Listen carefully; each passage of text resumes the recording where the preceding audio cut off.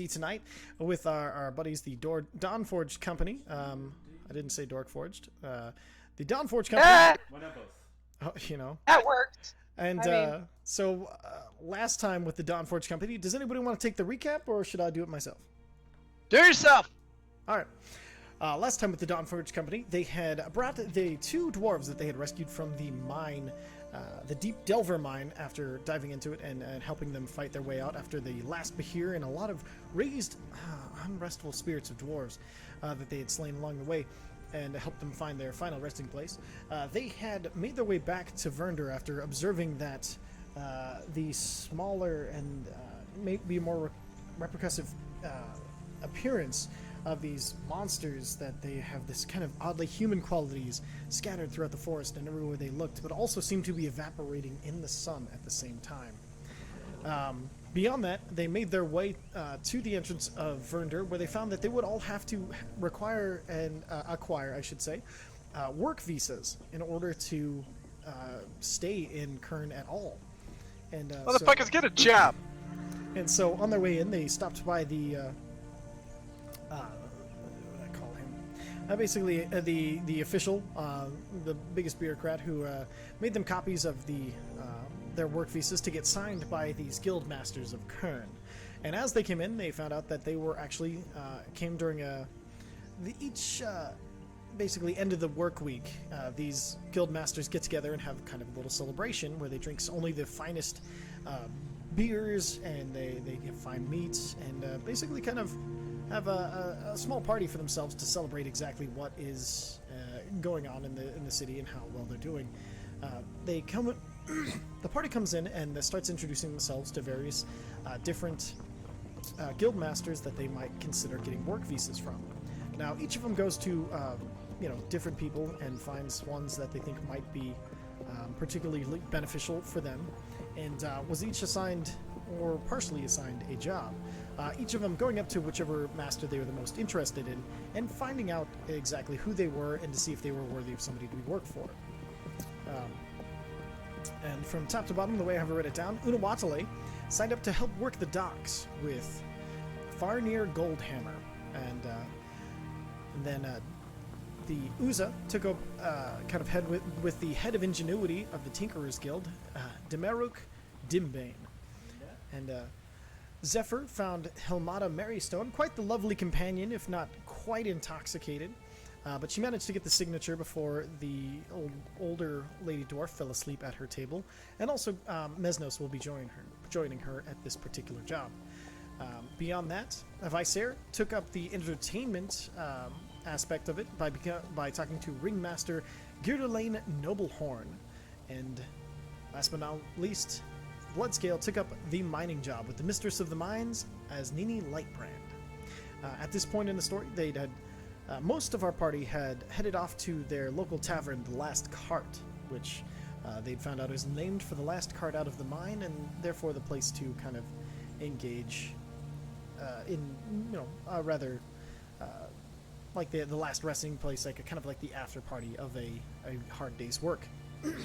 Now, Uza, on the other hand, had seen a cloaked figure sitting in the higher seats, and seeing that Spy Master was one of the positions that had been scratched out, and it was not a job that he could really sign up for. He found himself leaning more and more towards finding whoever this individual was and seeing if he could get a job in the arts of sneakery and roguery, which he was not only familiar with but wanted to find a better place in. He'd seen this dwarf, whose name had been only lightly scratched out. Hold on, let me pull up Khirn. And he'd known that this person, supposedly, if he had read this right, was Kradurum Frostchin, the Spy Master of Khirn.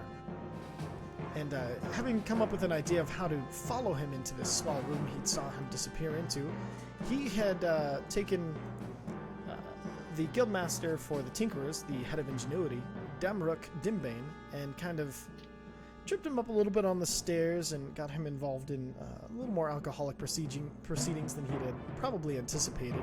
And that's where we're gonna go ahead and pick up the story. All right, so focusing on you, Uzo. Yes. What would you like to do? Okay, Point so that microphone at your mouth. Scoot. Is this better? Actually, that's perfect. Okay. I'll just gotta put it right on my face. Okay, so he just fell down the stairs, correct? Yes, he's fallen downstairs, and the person who'd been handing out beers, this woman who has significant chin stubble, is helping him up. Okay, so I'm gonna walk away, kind of with that look of like drugs, and then I'm gonna cast thaumaturgy. Okay, so what would you like to do? Whispers, and can I, for thaumaturgy, can I make the whispers say certain things? Yes, choose a point, and what would you like those whispers to So say? I want the whispers to come from right here. Okay. Did you get that thing? So from around that corner, and I want the whispers to. It's mostly unhearable, other than the king is close to us, right there. Maybe now.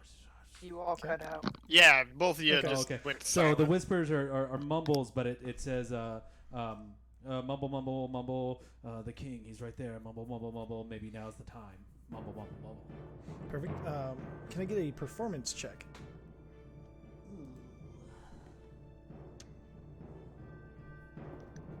Don't fuck it up!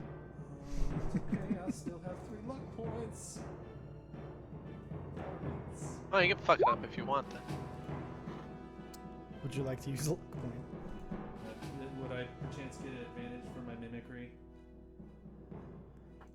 If not, it's okay. I just figured I'd ask. Does mimicry give you advantage on performance checks? I don't think so. I think that's only if you're duplicating somebody else's like a known person's voice or something. I would give you advantage. It'd just But be since a it's a mimicking- mystery door, He's mimicking a dwarven accent. since it's I'll- not specific to somebody, I'll use just luck a straight point roll. for it. I'll use luck point for it. Perfect. Okay. All right. You see this the dwarf standing by. He's in super heavy armor, as all of the guards you've noticed are in this very heavy armor, with it's almost nearly black with gold accents. And he kind of looks around. You see him kind of like squint, and you see him pull up this big hammer. He kind of looks around, and he takes one step this way, and you see him kind of like back up against the wall and proceed to like put his back against the wall and kind of like listen a little harder.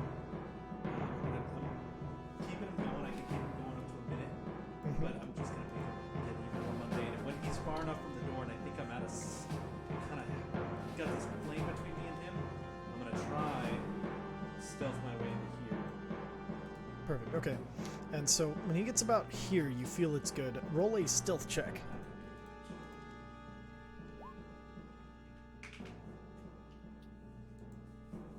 Okay. Fair, he's good at those. All right. So with that, you manage to sneak past him into this archway. There's no actual door there, and upon reaching the other side, you just see a bunch of barrels and crates. I would like to look. Just barrels and crates, no other doors. Just barrels and I'm crates. gonna see if there's any disturbance of dust, like something has been moved recently. Okay. Roll an investigation check.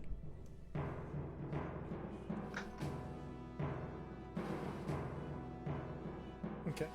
So 17.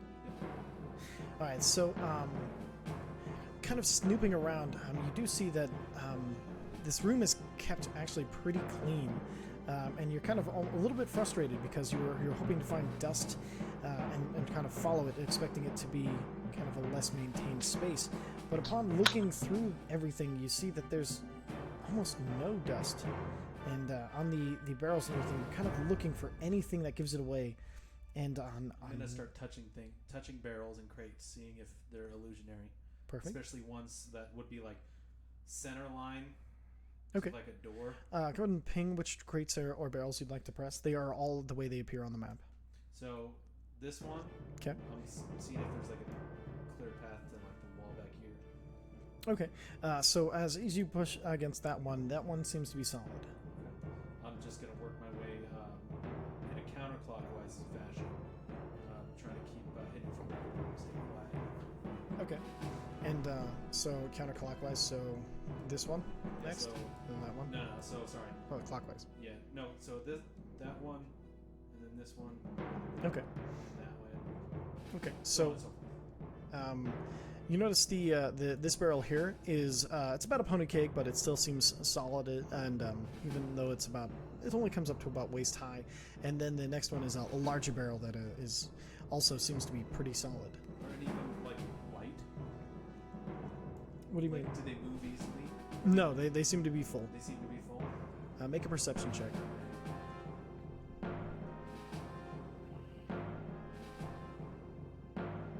Perfect. You hear the dwarf. You hear this loud clang of armor as you hear sounds like just coming from the opposite side of this door. You just hear clink. What the hell? I'm gonna kind of tuck in a little bit more and try to continue my. Is there an actual door here, or is it a doorway? Where? That's a doorway. There's no actual door. Okay. I'm just gonna keep trying to. Hold on, let me think here. Sounds. Were there any sounds like maybe wisps of breeze, like Okay. coming from between stones, anywhere along the walls, Make a perception check. or the floor?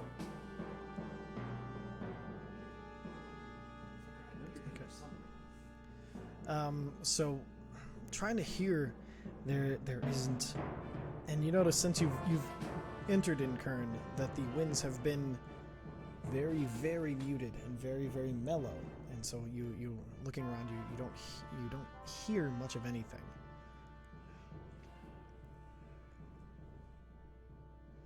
You know what? I'm gonna go for broke. Okay. Thaumaturgy to open up any kind of door. Okay. All right. How do you want to cast Thaumaturgy? Just so I know. How do you want to cast it? Yeah, because Thaumaturgy does have a verbal component.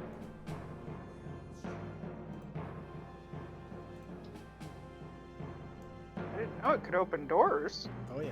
Any unlocked door, windows, it can open it all. Is there still bands playing or yelling going on out there? The music has died down to just a single violinist at this point. Okay. He's playing kind of a longer tune. I mean, I'm just gonna go as quietly as I can, like a whisper. And I'm gonna kind of. Oh, you know what? I'm gonna wrap my wings. I'm gonna surround my wings around me as like a noise muffle Perfect. to cast it. Okay, and But what? maintaining like line of sight. Perfect. And do you have anything in particular you'd like to incorporate in the verbal component? Just for flavor's sake, like this. Just so I'm just curious. I guess it would be like a faint, like a coo. Okay, just like. Yeah, like a bird coo. Okay, Gentle and then one in this case. so as you do that, you see this part of the wall shake slightly. And that's it. Okay, I'm gonna crawl back there and try to open whatever piece of that wall was. Perfect. And then as you crawl over the small pony cake in front, you notice the pile of barrels behind is illusory. Ah, damn it! Okay. And you're able to walk through them. And as you duck down, and just as you duck down, you hear the clanking footsteps of armor as you see the back of this dwarf as he walks back to his post, not looking at you, but looking very suspicious outside, kind of scanning. I'm gonna. You said there's a tunnel there. As I walk There's the wall shook. the wall shit. Mm-hmm. Towards me or in? Kind of like it didn't really shake in or out. It just kind of shook. Put my hand. I'm gonna put my hand through it. I'm gonna try and put my hand through it. Okay. Does it go through? It does not. Touches something. So I'm gonna try and any kind of activation. Like I'm gonna try and push it, see how it pivots, Okay. and then trying to trace that into either it's a push or a certain kind of push. Kind of Correct. figure So, out the door frame. And as you're pressing against it, you feel it slide a little bit to the left and right. You get the idea that it slides into the walls next to it. I'm gonna slide it just enough to fit through. And as you try, Do I get the sense it's locked or something blocking it? there's a lock on it. Go ahead and roll an investigation check looking for the lock. 25. Yeah, of course it is. So you notice as you pull it to the right, there's a small gap in between the door and the wall, and you see through it, it's just a simple latch that's latching it shut. I'm going to use my thieves' tools to unlock it. Perfect. A thieves' tool check. Simple enough. This is a simple latch where you can just push the just one of the thieves' tools up and then flick it upwards, and you hear the as it unlocks. I'm going to, well, you know what? I should probably check this trap. Okay, investigation. You rolled a 25. As you're looking at it, you didn't notice any particular runes or entrapments or anything of it when you were looking at it, and no physical traps either. Like it didn't seem pressure plated or anything like that. All right, I'm going to slide it just open enough, slow, so that it doesn't make a lot of noise, and then past. Perfect. And as you I'm gonna walk, slide it closed behind me. perfect. And as you slide it, as you turn around to slide it closed, as you slide it closed, there's a note attached to the back of the door. What's the note say? So as you pull the note off for yourself and you open it, and it says, "If you've made it this far, congratulations. But there are other trials ahead. This is the simplest." Cool. I'm gonna take that note. I'm gonna tuck it in a little pocket right next to that same note that I made for him earlier. And on that note, I'm gonna add to my own note. I'm gonna add so it's got my name on it, a bird person description, and I'm gonna add I have vital information for the security of Khirn. Okay, And I'm gonna tuck that into just a simple breast pocket. perfect. Easy enough. And then so you write it, and then you put the note next to the other one. As you pocket it, you turn around, and before you is a completely dark. It's just darkness. It's nearly impossible for you to see. Okay.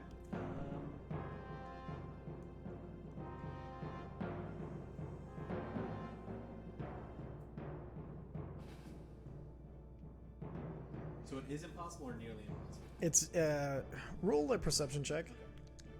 Like It is also- damn near impossible. There's just like the barest amount of light through the slit of the sliding door, Okay. lighting it.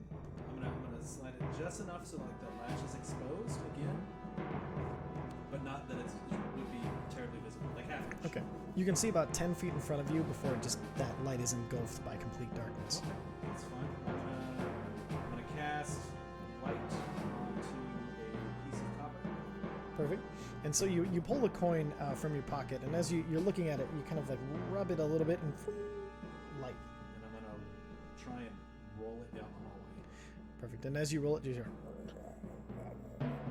That's what a coin sounds like. No, I was thinking which way. And then as it lands about, you get it a good like 10 feet down, and it's glowing, and you see this hallway goes down for quite a bit. You see another at least 20 to 30 feet in front of you. You're not exactly sure. Okay, I'm going to continue my way down and just every now and then continue to roll the coin. I don't want to throw it, but just roll it in intervals. I'm going to try and get it about 15, 20 feet every time. Okay. And as you're going through this, you roll the coin, and then roll. Make a perception check. Oh, natural 20. Natural 20. All right. So with that, one time you roll the coin, and you see just barely, as it rolls across a certain stone, just the barest hint of light, traces the exact stone that it rolls over. Light from the coin? Light from the stone. Light from the stone. So like there's the stone, and all of the edges around it, all the edges light up. Okay. I'm guessing that's like an indication that it's probably trapped. Would I assume that? You don't know. Nope. I'm gonna continue walking, and I'm not gonna step on that. Okay. And I'm also gonna try and keep a lookout for. Is it raised at all, or is it just this faint glow? You see the faint glow. It is. You don't see it raised in any way, shape, or form. And in fact, if it hadn't glown, you really hadn't at this point noticed like how many stones made up the floor. Instead of being large tiles, there's a lot of them that are about fist size. Okay.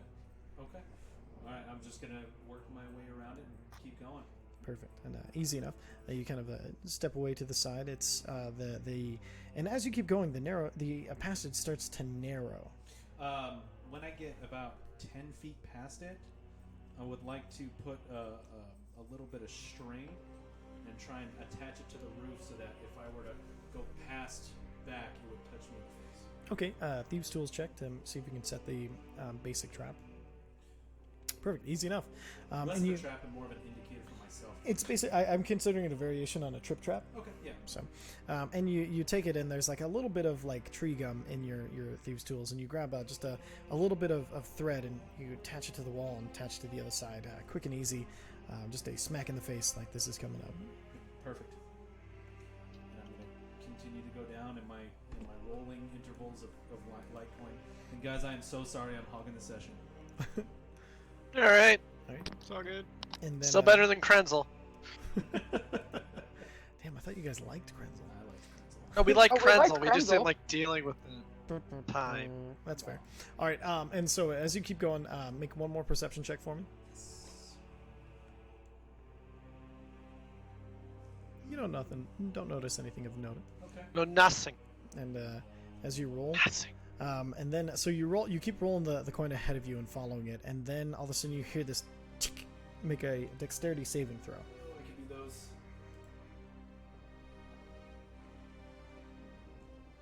I can't do those. And Use your with- luck, dip. I'm going to save it. I have evasion. All right, with that, but That's fair. in front and behind you.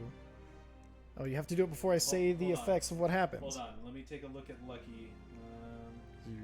Yep.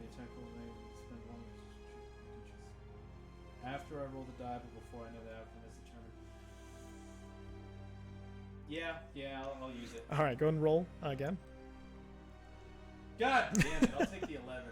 All right, and then so as you hear the, for a second you panic and you like step backwards, thinking that it's going to be something in front of you, and behind you, and there's a gate that flies up and locks, and as you run forward, a gate in front of you.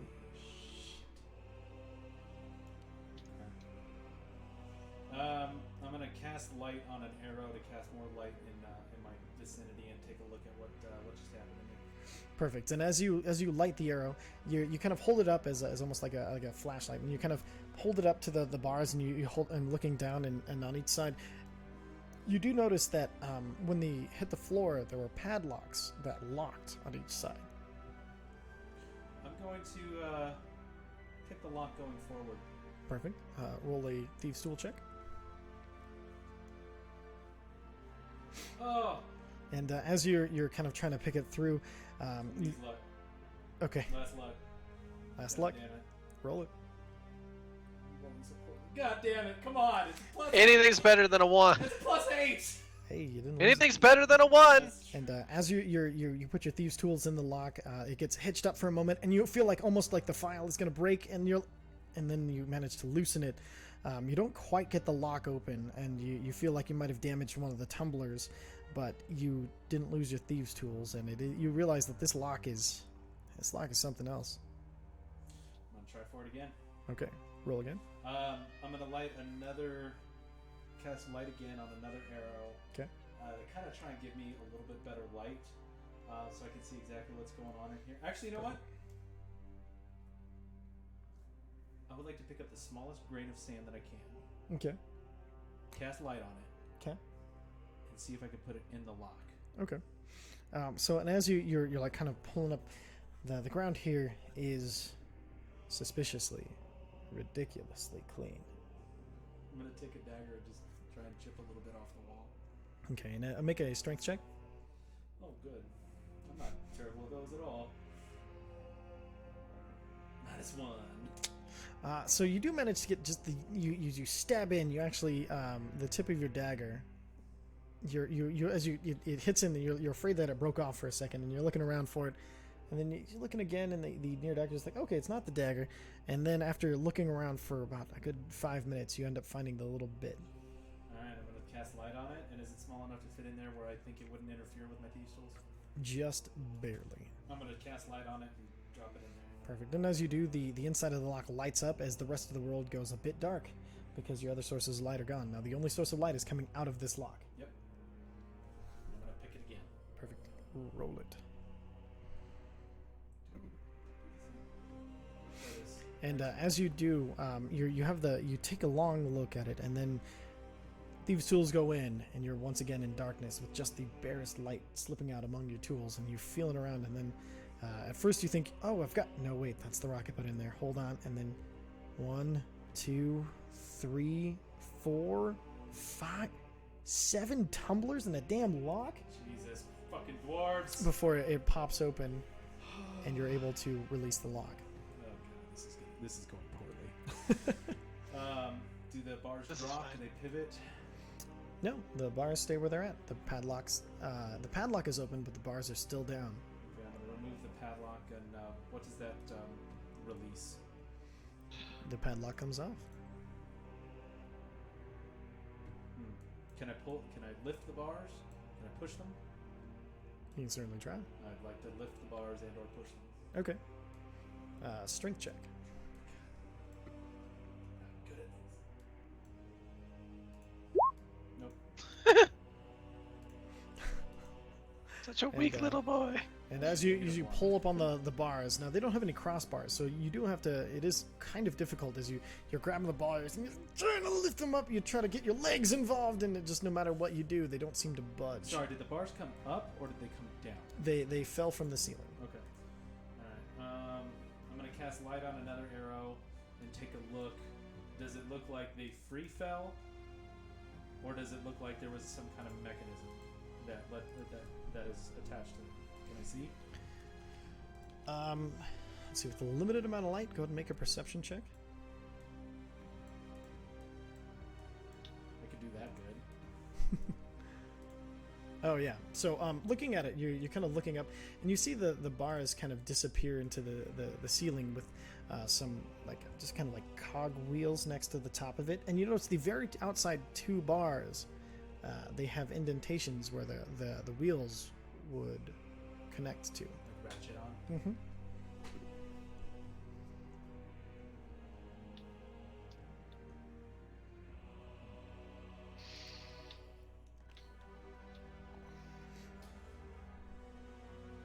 Did they land flush with the floor? Is there a crossbar at the bottom? Flush. Flush. So they're just poles straight into the ground. They're poles. You notice the crossbar is flush with the floor, so you can't grab it. Can I wedge something underneath it? You can certainly try. I'm gonna try and wedge my short sword underneath it. Perfect. And what would you? And so roll a strength check with your. So trying to pivot it up. You have advantage for using a lever. I'm going to put. One second here. I have something for this. I have something for this. Did you take guidance? No. It's not. I don't have a spell. It's equipment. That's right. Sorry, I gotta go to my equipment thing. I'm You're so good. sorry, everyone. You're For the good. record, every once in a while there will be stuff with it's just individuals. So try not to feel too guilty if it's like your character and these are the things happening to your character. I don't want you guys to be feel guilty about stuff because that's the last thing I'd I am really enjoying this, though. I will say that. like. Acting like I'd feel guilty about anything. What's wrong? I knew. Not every speech is about you. Oh, That's a lie. Ty's over here with clouds in his coffee and shit. God damn, that is a dated reference. That's a dead reference. That never was a reference. All right, come on. What would you like to do? Does Uza know magic items are nigh indestructible? Yes, you've encountered enough of I'm them. gonna take that bottle of telescription. Mm-hmm. I'm gonna use it as my pivot point. Okay, so you're putting the bottle under the short sword and using the short sword to push down to open up. If you break the bottle, I'm killing you. Roll a strength check with advantage.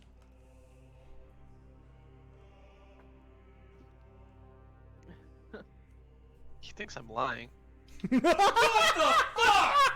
oh! Holy shit! If that breaks the bottle, I'm killing him. You ain't breaking You're shit. lucky he's not strong enough to break the bottle at this point. Probably broke my short sword though. Good. In all honesty, you try to go for the pull, and as you're pulling on it, your hands slip off, and you try to grab the sword again, and you grab the sharp edges, and your hands scrape across the top of it, and you take 3 slashing damage from your lever, and you now have some blood on the sword as well as your thing, and your hands being cut the way they are. It really sucks. I am going to really concentrate and wish that my hands weren't hurt and cast Cure Wounds on myself. Go It's ahead and roll cutting it. out. He casts Cure Wounds on his hands. So that's a 1d8. How many casts do you get? He's been using mostly cantrips up till now. I forgot light's a cantrip. Yeah. Can't believe you Cantrips too. got $0. You're lucky I wasn't meaner. I know. That's fair. But you were literally Hey, not look at strong enough. that. There you go. So you heal 3. That's the exact damage I took. Right. I'll mark that off as a spell It's slot. pretty. And Shit. So the apparatus itself is not fucking broken. it's not broken. Okay. The bottle doesn't look like it's stressed at all, like it's going to break. Make an investigation check. Inspecting the bottle, it doesn't have any cracks or anything in it. Okay. I'm gonna try again. Okay. However, I would like to use something else that's not sharp. Okay. Fucking so- doors, man. What am I, Vox Machina?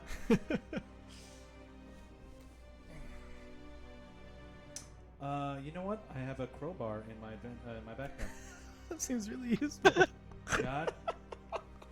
Like I'm just Uza's digging through his bag, trying like, Oh, fuck. is this gonna? No, it's not. Oh, a hammer. Oh, it's a lantern. No, that's not. Oh, you know what? I'm gonna light this lantern too. Give myself a little bit Oh more my light. god. You know what's the best thing about a crowbar?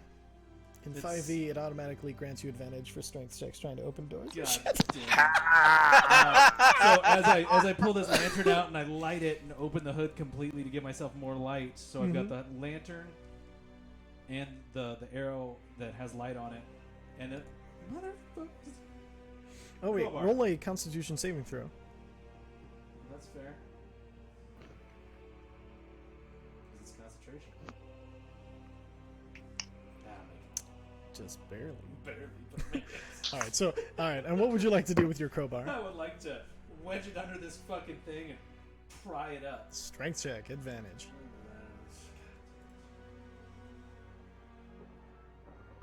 Oh, I need There. All right, and so with that, you get it about halfway up. Half. What do you mean halfway up? I mean, you get it halfway up. I need to know the strength check to see if you Okay. get it all the way. Is it still advantage? It's still advantage because you're using a crowbar. All right, and then with that, you pull No it up. saves. Oh yeah, Oh, those are. shit. Yeah. Ooh, thank you. I mean, it's still the same -1. Yeah. It's the same modifier. Roll it again. And as it's halfway up, you get about 3/4 of the way there. Do you want to try to push it all the way up into the roof, or do you want to try to scurry under? How much of a gap do I have? You have so the tunnel's been narrowing, so you're about like you're crouched down like this, Okay. and so you have about your shoulders and head still. So you have it about here, where you have you're at the shoulder height up, but you're still kneeling down, and you're holding it with a crowbar, trying to hold it up there. What would you like to I'm gonna do? go for it. Can I try to haste under there and use dexterity to get through it? Roll an acrobatics check. Okay. That's at least dex based. It's not enough. And as you're like you think you're like, I got this, and you pull the crowbar to yourself and you start to roll under it as it falls faster than you were expecting, and it pins. Luckily, it misses a bit of you, but you still take this one spike of it into the side of it right here, as the other one like misses on the other side and stabs into you, and you take 8 points of piercing damage as this heavy gate comes crashing down on you. And then as you look up, Does evasion or you whatchamacallit, uncanny dodge help at all? uncanny dodge, you can reduce it to half. Okay. So 4 points of slashing damage as you try to get out of the way, and it still glances there, and it's trapping you there. And as you're kind of stuck there, you're just here. I'm stuck now. You're kind of stuck under the grate, and you just hear.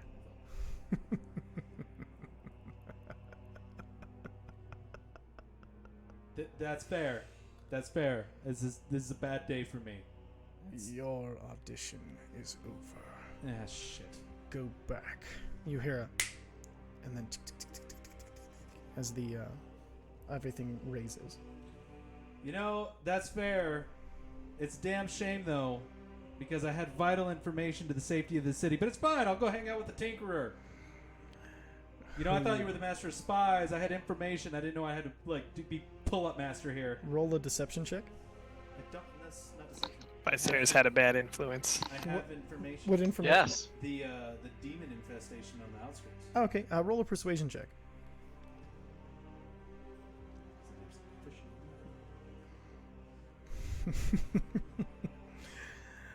Boy, you don't know who you're talking to. You're right. I don't, because you're a voice. I'm assuming you're. I have all the information I could ever want. Okay. All right. So you know about the demons then? Yes. Cool. All right. Well, I'm glad you do, because that's really the main And for reason the I came. record, most of them you encountered were not demons, but spirits. Oh no, I'm not talking about the mine. I'm talking about the things eating people In the outside. forest, Yeah. of course. Do you think... you almost got me. No, that's like, hey, I wanted to make Now! Sure you got, okay. And I'm gonna walk away. I'm gonna cast light. I'm gonna grab a lantern. Roll a perception check Okay. as you leave. Before I roll it, I do want to say the entire time it's just gonna be. It's fine. It's fine. As long as somebody knows. I just want someone to know. It's And really as you get about another 10 seconds into that, you hear a enough. And for the second that you're quiet, you just hear a in a different voice. God, it's just a bad side. No, I get it. Like I've been told, like, you know, like I talk too much. Like I get that a lot. But you know, it's just one of those things. Like, you know, it's just. You're hit in the face with your tripwire. Okay, I'm gonna stop moving. You know, this thing almost got me. You know, I don't. This is a good one. I like the glow's a bit much. I don't know if like that was intentional as I step around it, but it's good. I like it. I'm guessing it was gonna be a magical thing. Those bars suck, though. I mean, who has a strong rogue? That's what I have a barbarian for. But I'm gonna just show myself out. That's fine. It's okay. You have a plan for everything but the guard. Oh no, I've got a plan for the guard. That was the easy part. Is this fucking bars? It was before he was informed of your presence. Yeah, that's fair. That's. And at this point, you find yourself reaching the door that led you here. I'm gonna try and listen to see if I can hear the guard. Maybe hear his breathing if he's in the room. Perception.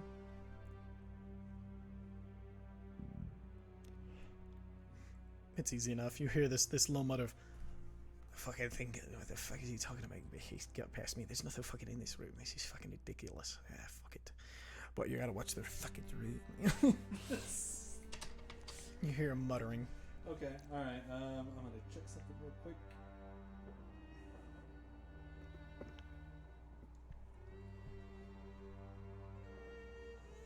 So thaumaturgy. Mm-hmm. It's a point within range. Mm-hmm. Do I have to see that point? I would say yes. Because it is a cantrip, and it does. I think the range is. It would be somewhere you'd have to see. What would you like to try? I'm going to. Can I see? I can't see that. The brazier? The brazier. You can. I can. Yeah, you're sitting. So you're past. You have the door open, and you can see through the illusory barrels once you push your head into them. You see him muttering and looking around, and you can see past him. You can see a good distance. So you do see the brazier, and with your perception, you see like even something in the background of people milling about. So you're fully in the room, or you're like halfway out of the tunnel and halfway into these illusory barrels. Okay.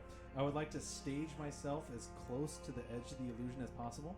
Now that dwarf, do I see him? Is he sitting right where his token is? This guy? Wait, which guy? This guy? That guy.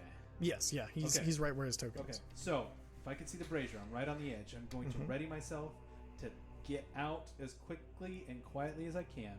Okay. If he just hoping for him to like flash turn around.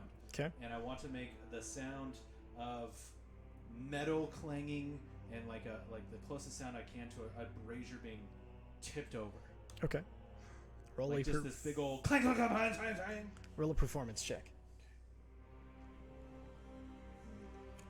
Luckily, it's a simple noise to make, and you've heard it many times in your life. And so with this, you hear this clang, clang, clang, clang, clang, and then there's this afterwards, and you see just for a split second the guard turns around. As he turns around, I'm going to. I don't know where my token is. I'm going to get next to him, and I'm going to put my arm around him, as if I came up from like the right. Like I wanted to make it. So Get to here. Yeah, so I'm gonna get there, Okay. but I want to make it feel like I just came up to here and like grab, like, oh, this is such a great party. Stealth acrobatics. That's fair. Where's the stealth? Perfect. Acrobatics. And performance. And performance. A lot going into that one. This one you get advantage of because you're duplicating yourself. Ooh, you're lucky. And you know kind of what this thing you're doing is. And so I would count this towards your mimicry because you're replicating a state of yourself. And so with that, yeah, as you see him turn, you go to sprint over the barrel and you just kind of the pony cake and you knock it over as you as you're trying to leap up, but you don't have time, and you roll up and you this is a hell of a party as you throw your arm around him, and then you just hear in the background the slight rolling of a pony keg. The hell are you talking about? Oh my God, there's somebody in there. Jesus Christ! Holy crap, did you see that guy run behind those I think he ran into those barrels. Deception. Into them.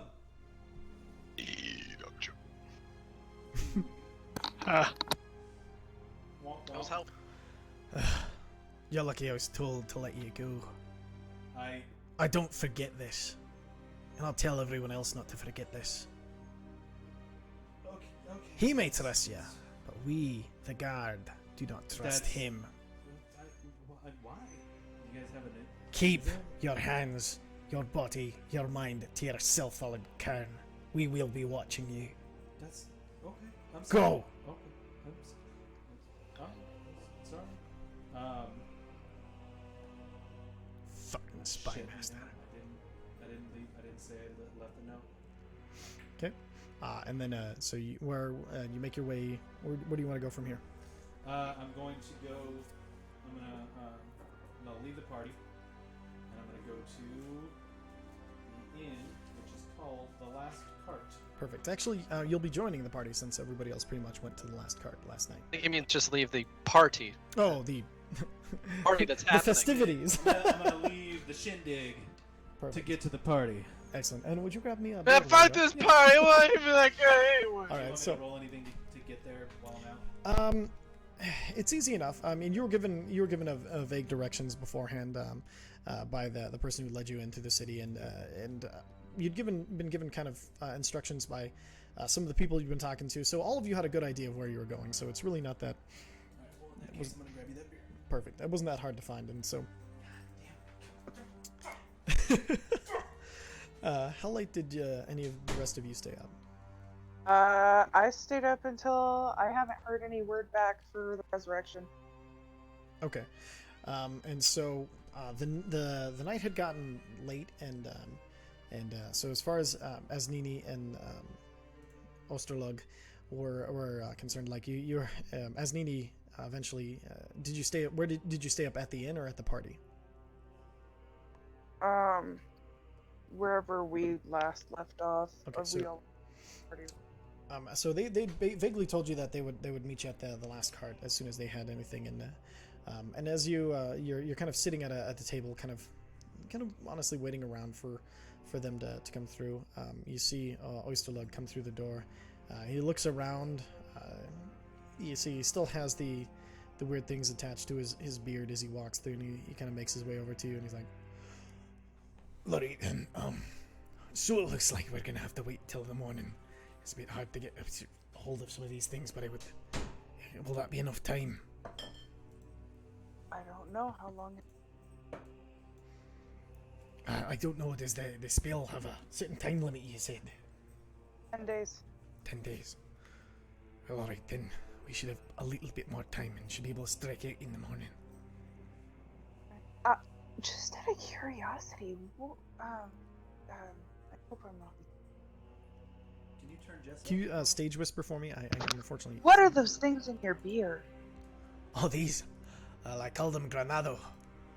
They blow up things. Oh, that sounds fun.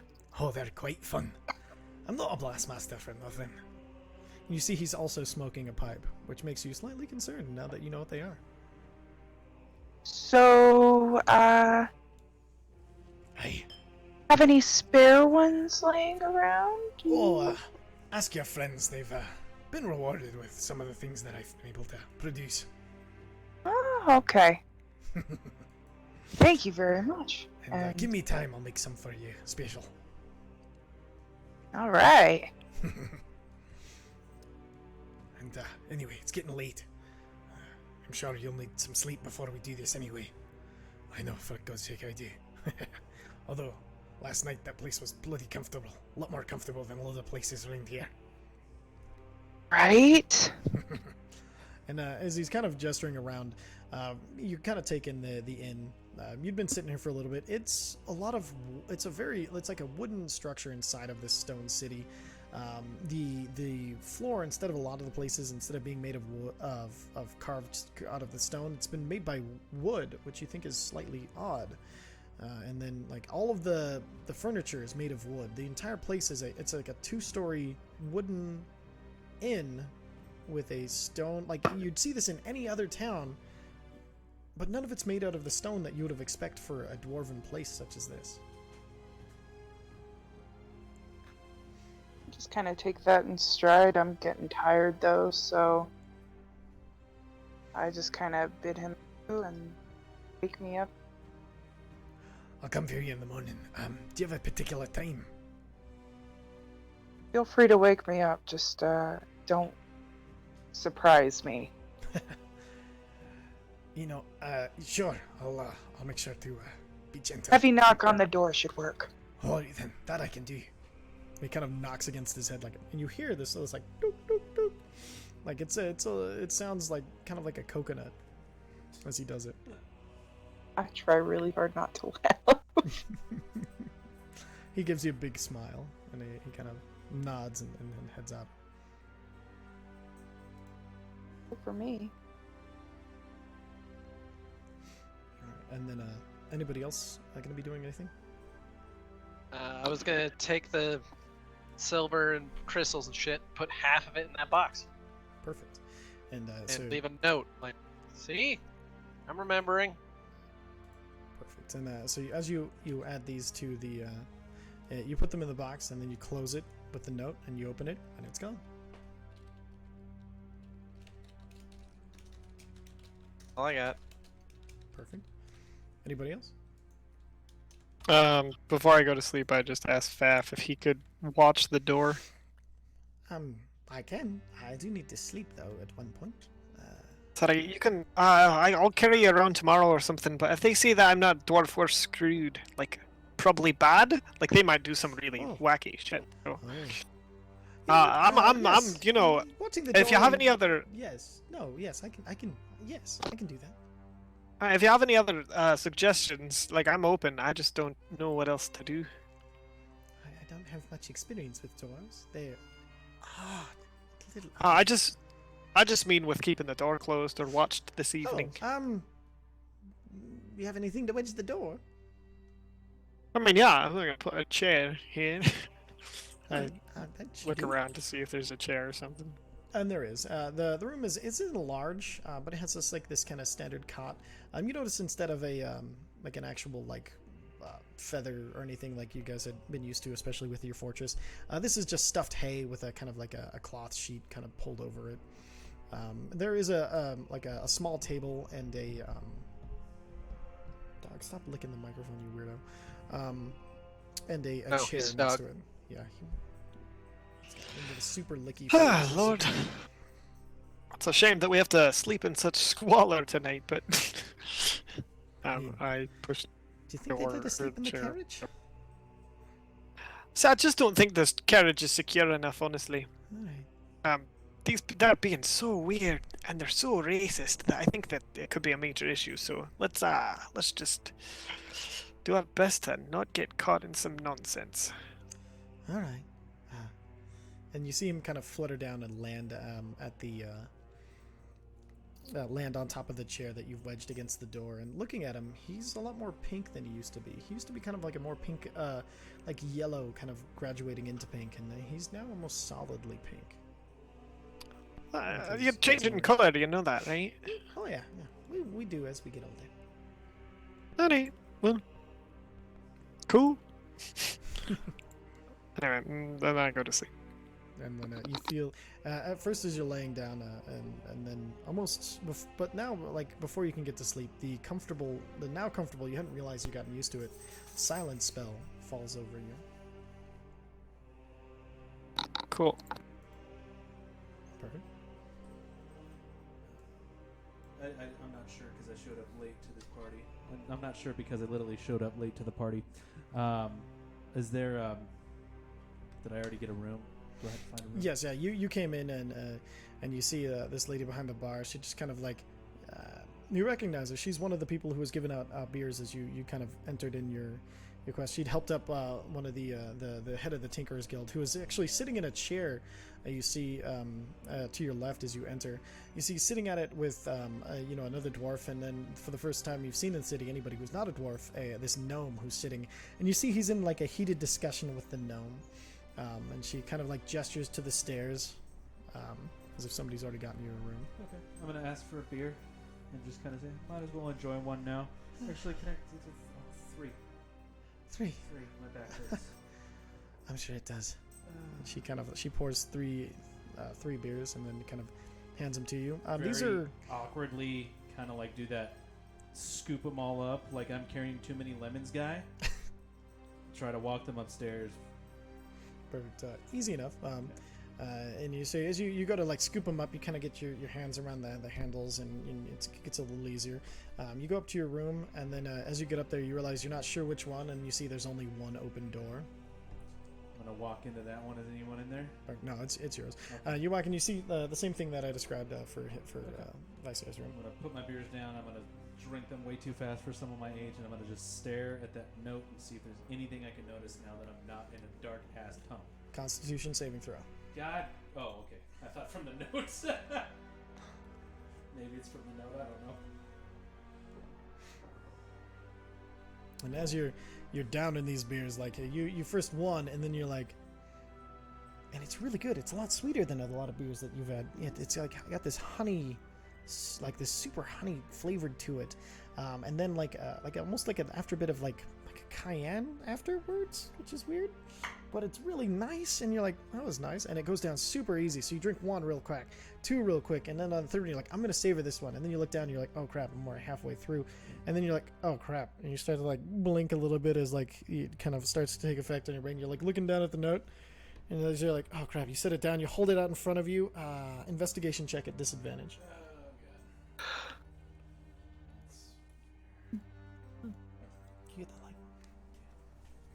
So 9. Looks the same. You don't find any more things than you saw the first time you did, and I'm gonna wrap my note. I'm gonna fold my note into it. Put it in my outermost pocket, and lay down and go to sleep. perfect. And at first you go to like kind of do like a standing roost thing, but then you're feeling not too confident about that and end up actually laying down in the bed and curling up and getting your night's sleep. Too much teetering for the roost. All right, so the next morning you all wake up.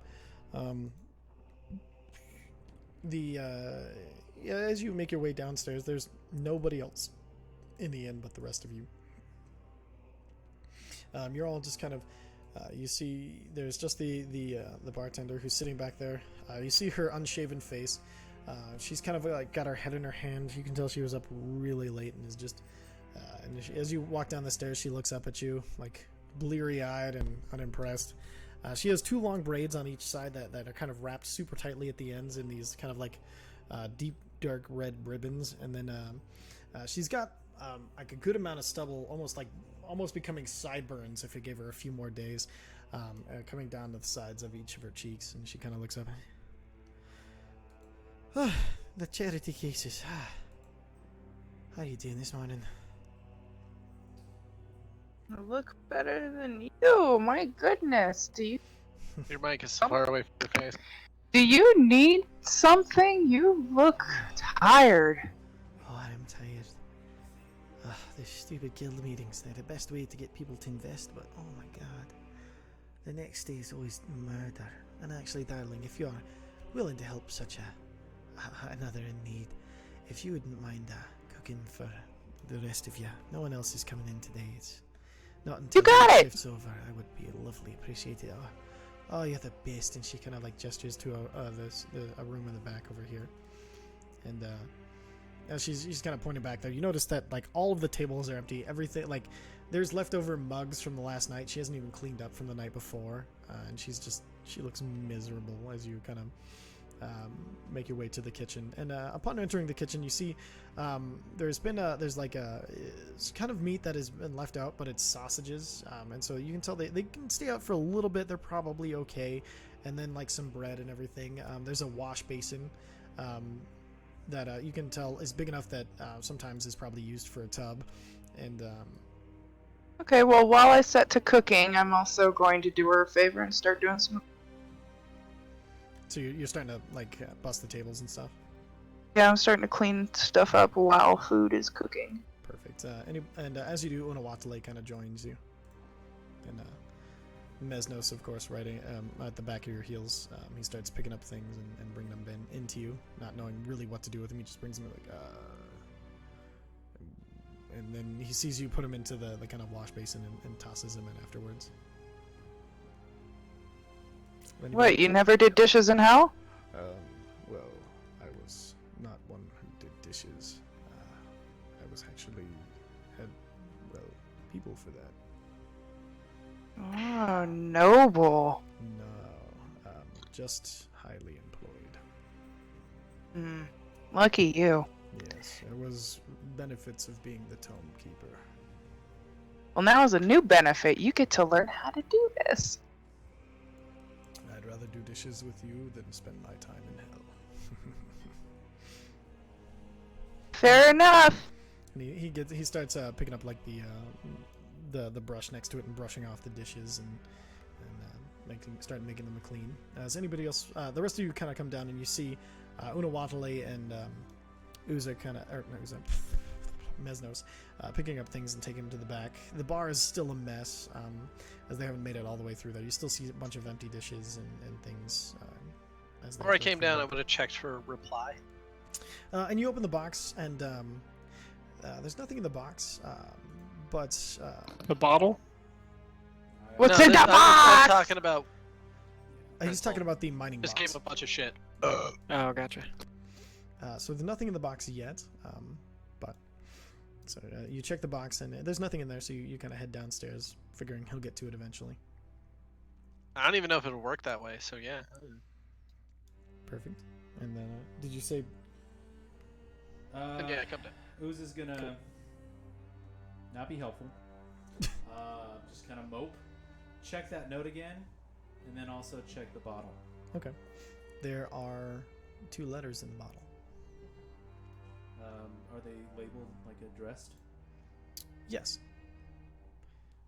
One is labeled to you, Okay. and it has all of your names that you have and that you signed on it.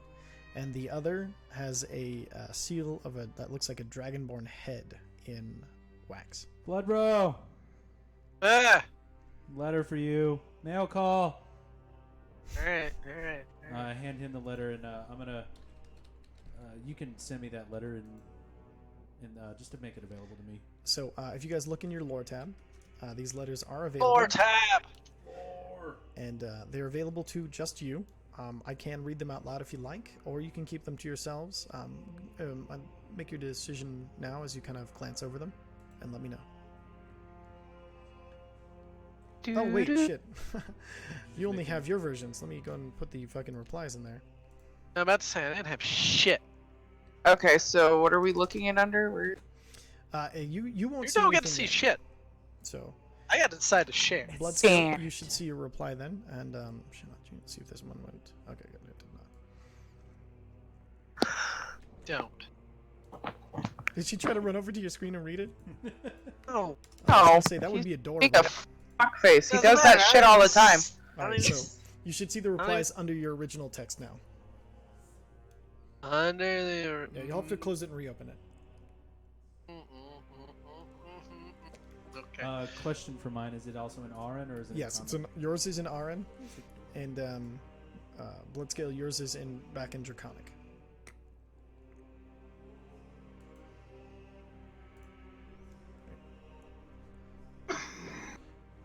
And so while you guys are reading that, What's it say? Vicer, as you What's it say? What's you- it say? What you guys get? What is that? I'm gonna show him the letter. okay, and so But the I mean, it's an RN, so he can't. and you see all of these scratches. They look like Hey, what's this? I don't know. I literally yet. just shoved mine like in my, I'm reading it. not in a pocket, but like deep in Doctor's my notes. vest, just right away. What did you get? Who's you? Hi later. I ain't. I hand the bird writing one back. What?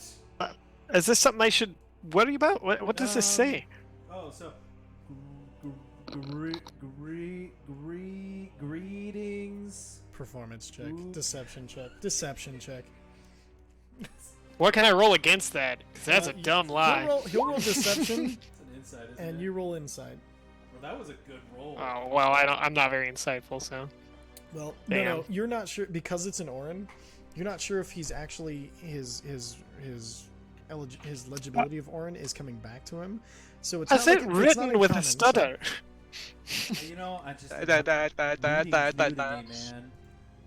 It's tough. Give me a couple of minutes. I'll. You can't read? Greetings. How did you write the letter in the first place? That's what I want to know. It took all night. Remember that night when we were outside? It's fine. It's fine. If you don't want to share your note with me, you Deception don't check, have hold to. on. And then- Lie? yes, no, this is a new lie because it was before you couldn't read the note. Now it's that you can't read anything. You have a low opinion of me. And so you realize Look, you actually look. haven't seen Uza read anything. Right, well, I'll just check in tomorrow when you've read it all. You can let me know I then. will. Thank you. Is anyone looking at me as he Great. walks away? Because I want to wink at him. I am. No, Yes. only Oh actually. yeah, only one I look around like a would be dwarf Faf. again, by the way. I still yeah. look like a dwarf. Actually, you woke up looking like a dwarf. Yay. You didn't do anything. You just look like a dwarf. And then as you see Faf kind of sitting on his shoulders, looking you dead in the eye. I'm gonna give him like a. The wait faff till who Vicer's made not his looking, check. But give him one of those obvious winks. And you hear in a whisper in your ear, "You know he's lying, right?" Of course I fucking know he's lying. Oh, okay. Well, in DJ, time make a then. deception check. What's it? Nat 20. Oh, yeah, fuck. Yeah, Said but make then a you deception gave it check away. against Faff. Yeah, alright, Because it would have been great. You guys have such a low opinion of me. I love it. You tried not to. It's only constantly reinforced by your actions. Oh my god! Boom! Roasted. That was amazing. I didn't even feel bad, bro. I didn't even feel bad. Okay. All right. So, so you guys all have some time with those letters. So anybody else want to do anything as you come down for breakfast and you see everybody kind of bussing tables and whatnot? Nah. Oh yeah, you do see a fairly hungover dwarvish woman at the bar, who's like sitting on a stool and has her head in her arm, like leaning on the table as you walk in, and she kind of looks up. Breakfast soon.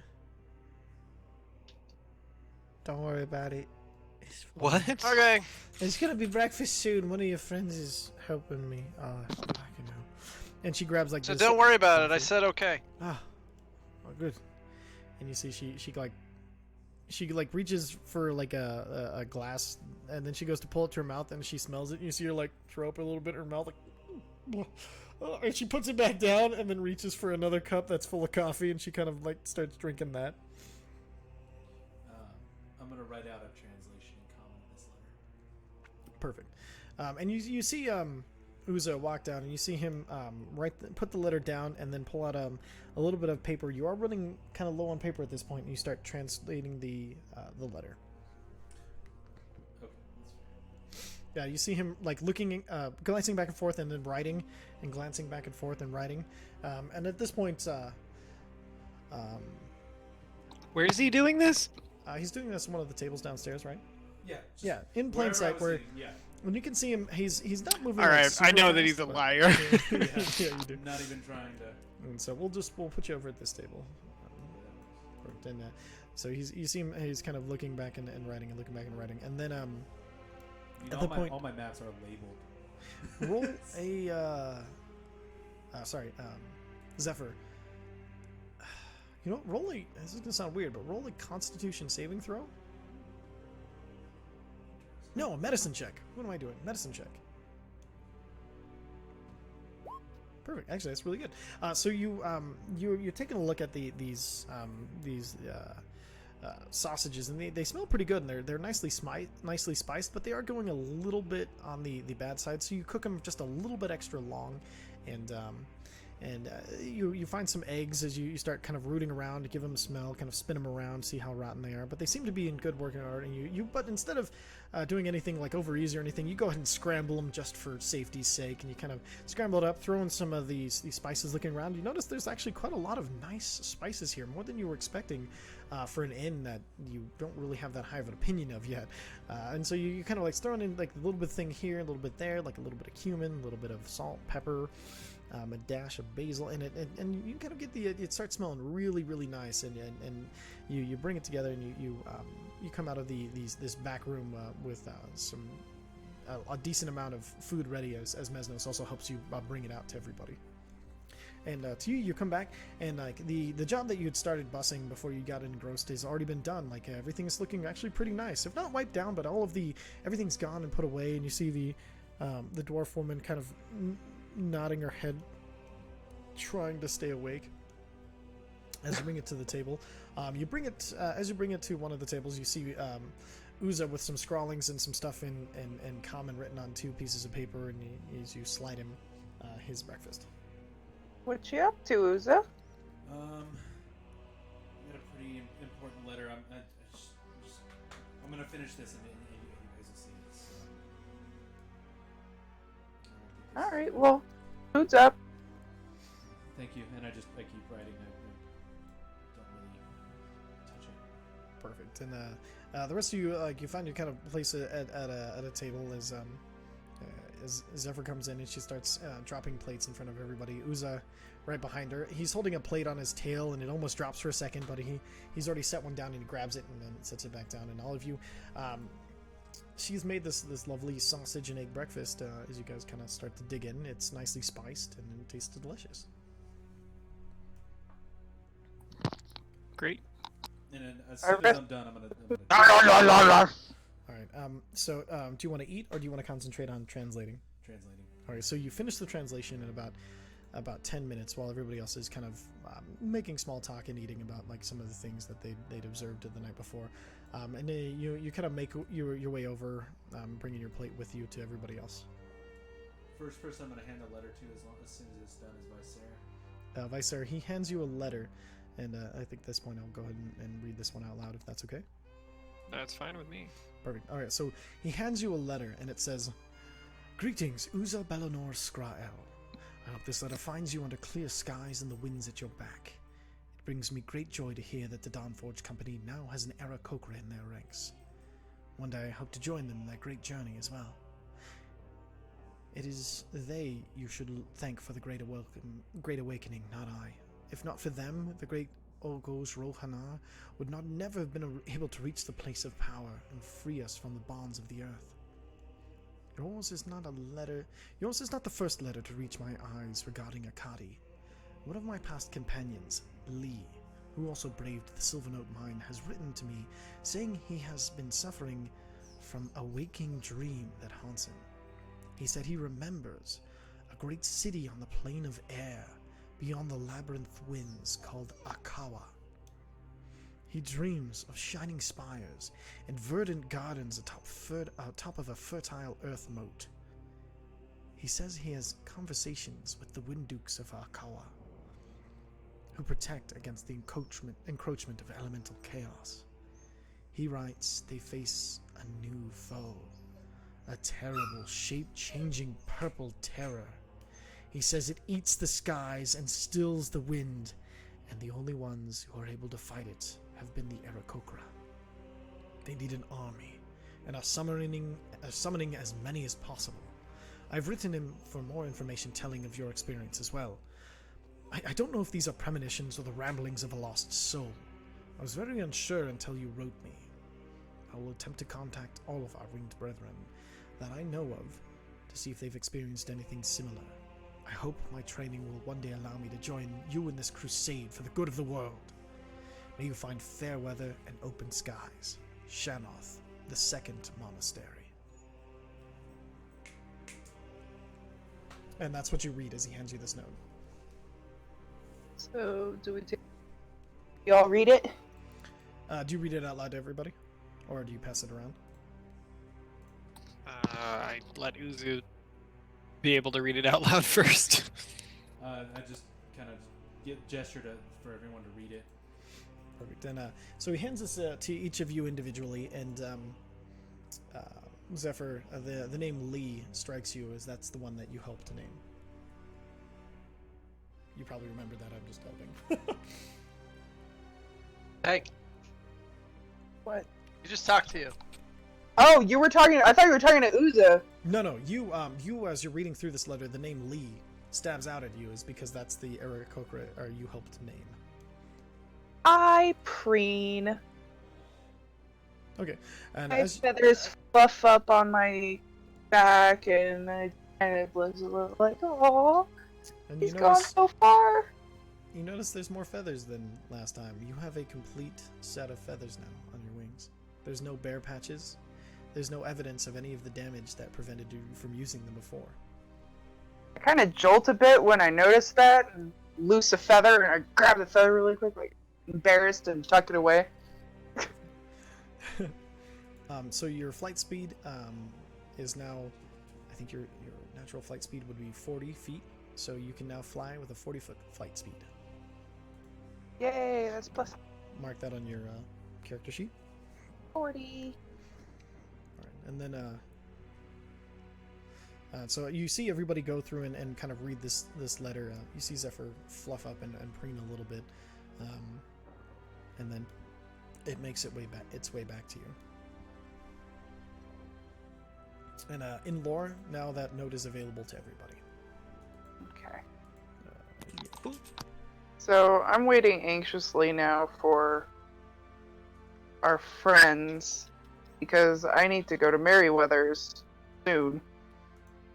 And at this point, it's about you ended up waking up decently early. It's only about 8:30 right now, and you spend about and anybody else? Does anybody else have anything else they'd like to do? Does anyone say the time out loud? No. Okay. Alright, so we're all off to do our individual jobs today, right? Is that the plan? So Yeah. Question, Vicer: if you didn't get the job, what happens? I'm sorry, say that again. So apparently, I failed my interview. There were like It bars, was- and they're like, and I was like, and I was like, short sword, but then they're like, crowbar. It was this whole thing. Alright, well, that means you have to get a different job. Generally speaking. I mean, you can go talk to the manager or wherever it was that you applied, but if you failed, that generally means you got to pick a new job. I mean, do you know where the spy master is? I mean, I can go talk to him. Why would I know where the spy master is? I don't know. He said go talk to him. I just I don't know. Hey, Barky. I don't even know what he looks like. Was he at the party last night? He was in clothes. Do you know where the spy master hangs out? Wouldn't be a very good spy master if I knew where he was, would he? No, that's fair. Bloodscale literally leaves at this point. And My you blood, see, bro. Alright, well, we'll see you tomorrow then, Bloodscale. Tonight, Bloodscale. Be careful out there. Just the over-the-shoulder wave. Oh, before you leave, I say, hey, tell them to be down at Merryweather's when they're ready for the procedure. Oh, yeah, well, yep. Yep. Real quick, everybody, I come gotta- here. Come here before y'all head off. Come here, real quick. Okay, so, be really careful out there today, okay? There's lots of weird shit in the city. I have a bad feeling, so, on your guard and all that. I'm a tiefling. Anyway, I'll see you all later. Goodbye. Well, I'll be fine. All Thing and is- then, Bloodscale, on your way way to the door, you actually nearly almost run into Oysterlug as he's making his way in. Oh, hi. Hello, Hi. good man. It's great to see you again. Good to see you too. I've heard you join us today in the mines. Yep. Okay, I gotta No. work. If she doesn't treat you right, don't feel bad if you want to come over and eat with me a little more. And he kind of like slaps you. What would be on your back, but you're so tall, it's like the lower mid back as he passes you. The booty. No, above. Yeah, I guess a little higher than tramp stamp level, like like lower, like the very bottom of your shoulder blades, right in between there. Just enough to be uncomfortable. Yeah, oh yeah. Alright. I'm gonna go to work. Perfect. And so you head to work, and he makes his way to the table, and he kind of he beelines straight to Zephyr, and he's like, Alright, I think we've got everything ready for this. Now,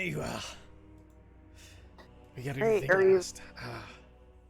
You sure this is gonna be like, it's gonna work? So long as it's within 10 days, yes. Alright then, okay, let's do this then. and he kind of like he starts as he starts out the door, and he stops for a second. He turns around back to you, and he's like, So, as Nini's in a delicate state, and she's not mine to think about it or watch over her. I don't care. But like, if anything goes wrong, just don't let it break, okay? Do my best. I'm not very good with emotions yet. Yeah, you could have fooled me. and he kind of makes his way out to the door. Aww. I'm really touched, but I try not to let it show. Perfect. And so you make your way out. I'm gonna go with Zephyr. You know Zephyr? Okay. And as you make your way out, you notice that your Aarakocra friend kind of just shadowing you. Hi! Birds of a feather. Walk together! Ah, I love it. I literally You're don't getting know good what at the funnies.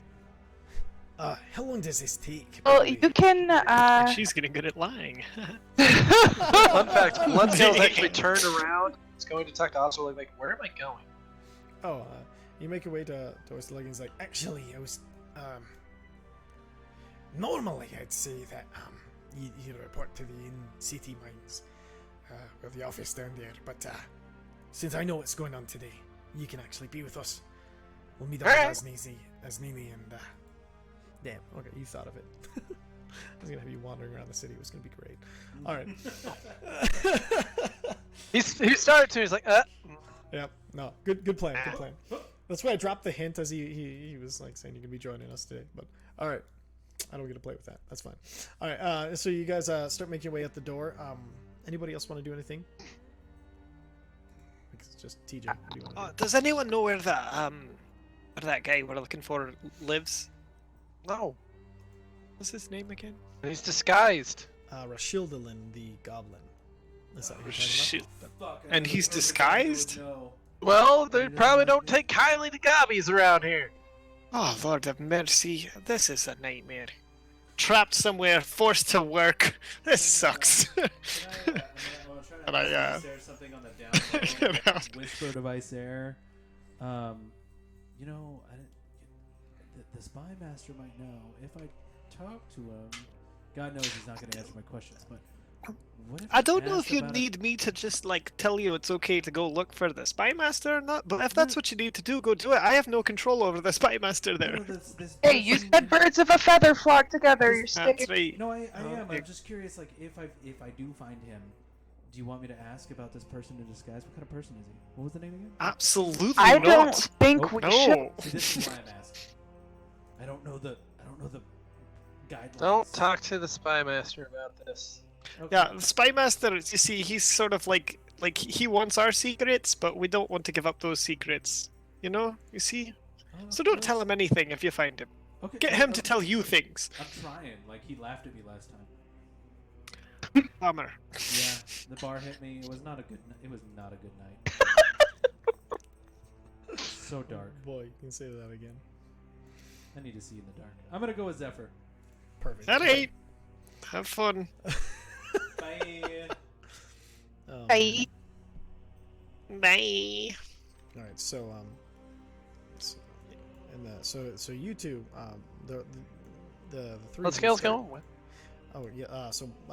The three of you kind of start following Oysterlug to any you guys know kind of where you're going at this point. Mesno, so he starts to follow and he's like,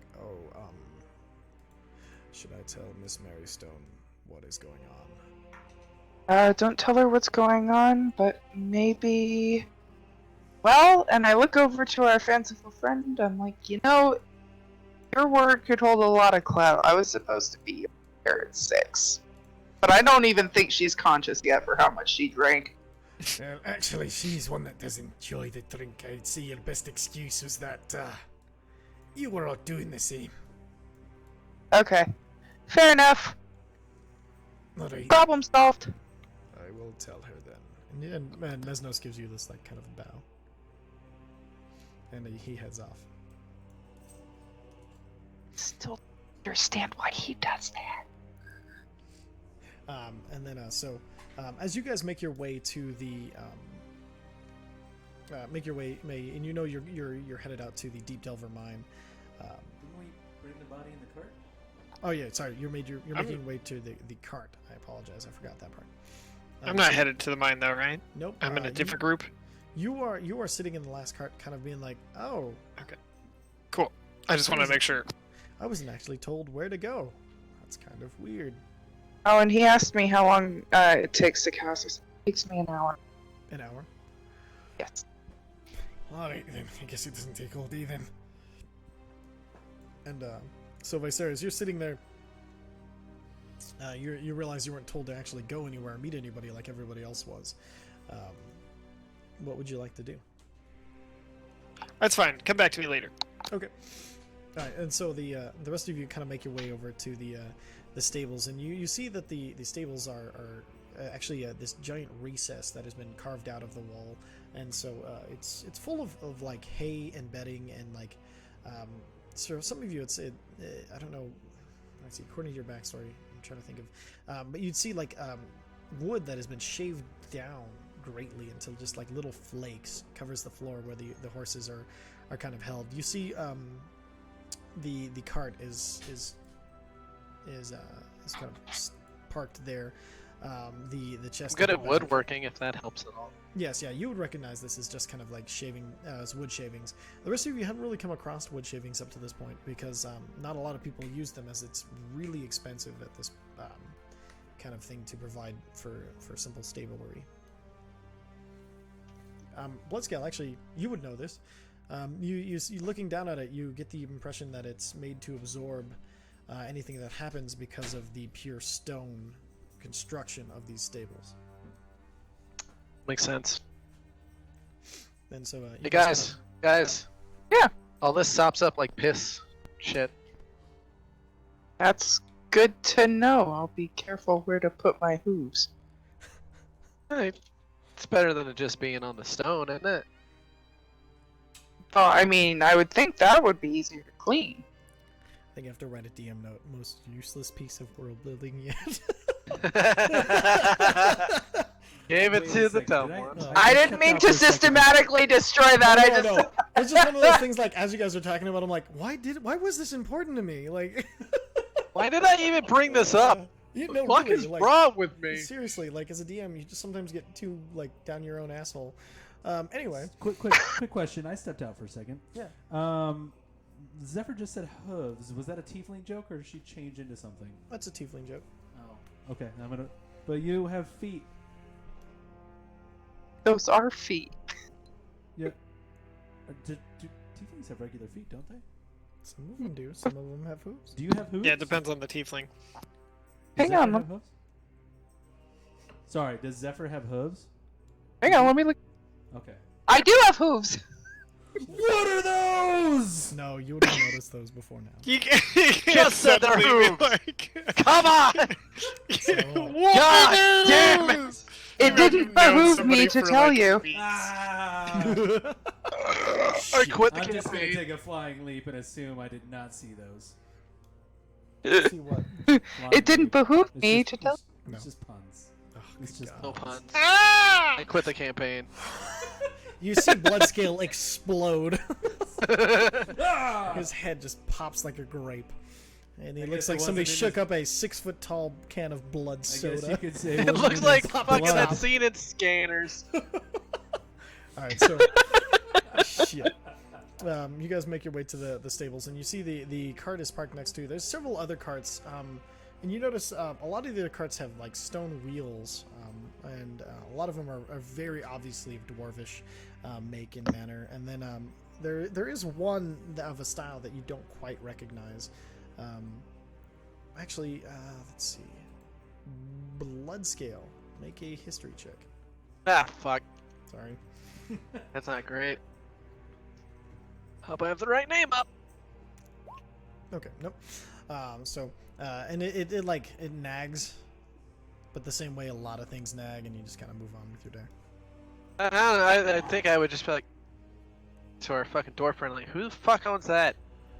Oh, that's actually some gladiator fighter coming for glory and all that crap.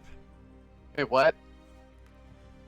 That's a gladiator fighter coming for glory and all Wait. that crap. I don't like this. I'm sorry. Now, is it Gladiator? Aye, that's correct. He fights in the pits. Pits? Where are Oh, these it's- pits? They used to be pits. They still call them the pits, but it's actually it's more of a. Well, it's one of the great entertainments in Khirn here. Is any of this ringing a bell? It does feel familiar. I don't like this. Ooh, he's trying to do a remember. We'll remember check. You already. Actually, it'd be funny if Zephyr actually said that out loud. I did. Oh. I did. And you do feel like maybe she's right. What is a remember? Well, Did you you're roll? trying to remember something, like something's on the tip of your tongue. You can't quite thumb on it. Has he already rolled it? He's rolled his history check, but I literally then take the tip of my thumb and put it on my tongue. you put your thumb on your tongue. Said it was on the tip of my tongue. Okay. And I'm taking is it Is it too late to literally. give guidance? The I try not to laugh, and I'm like, that's a. you do realize Yeah. cantrips you cannot unprepare and reprepare every day, right? Your cantrips you chose are the ones that you have. It says prepare and they are For labeled as your prepare. for your spells, yeah, but it's learn and for your cantrips, that's not the same. Yeah. Yeah, you can't. So as you poke your tongue and it stabs in a little bit from the thing, and the taste of blood actually does kind of trigger something, and you're looking up and you're looking around. Roll another history check. Wrong button. I got fire bolted out of I nowhere. can have a conversation with you after the session. Then. Sure. And then so as you stab in the taste of blood, you're looking around and you just recognize this place all of a sudden. You've definitely been here before. You've been here before, but that's all you know. And I have no recollection of whether it was good or bad while I was here. it doesn't have a negative connotation. It's almost a neutral connotation. Well, that's better than it can be, in all honesty, because there have been some bad ones. Yep. Are you Kinda- Do I have any like maybe time frame? Like, you would I know get- how old I was at the time? Let me see. Even if it's approximate and not like an exact age. Approximate. You do get the looking around. It's a flash of since knowing it, looking at it, and knowing that there's not the bad times and not the annoyance, that it was probably one of the people who took better care of you brought you here.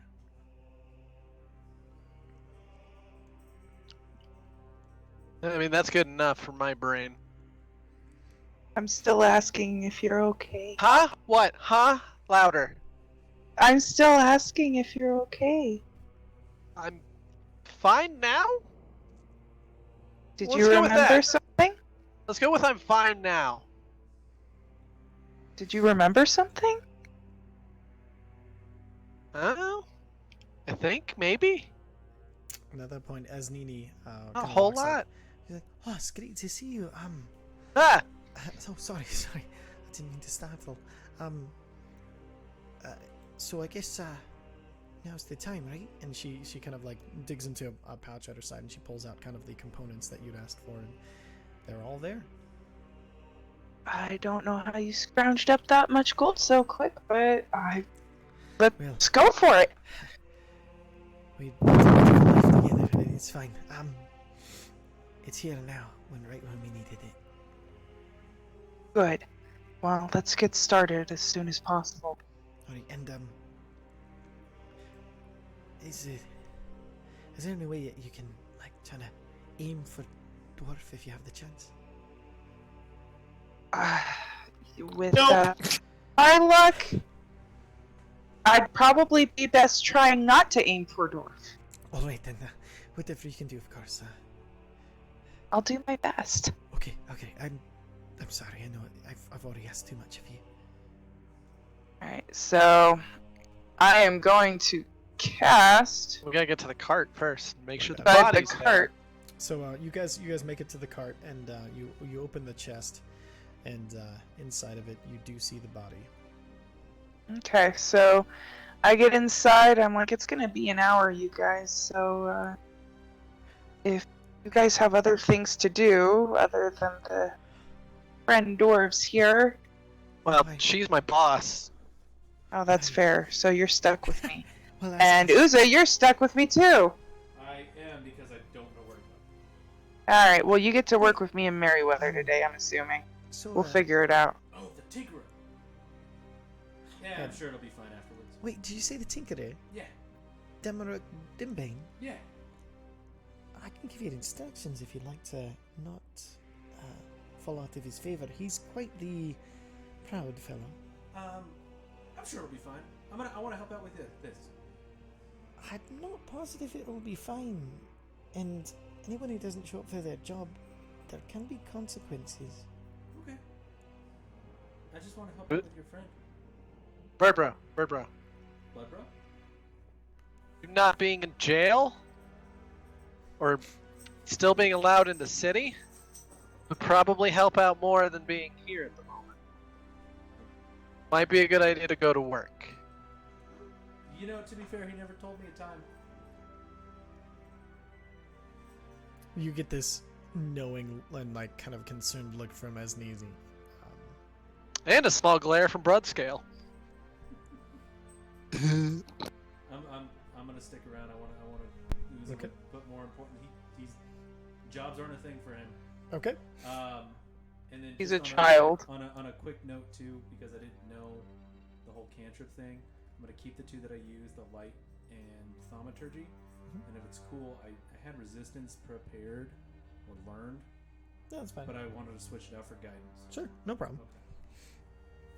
All right, and then so yeah, that's no problem at all. Okay. And actually, because we're just diving into multi-classing, as far as cantrips goes, and I've given a lot of people like some wiggle room and stuff.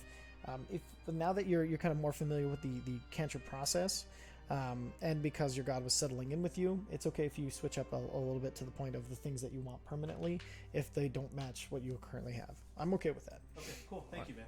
Yep. All right, so you start the ceremony. Yep. Perfect. Cast guidance. All right, so guidance, you'll roll a d4.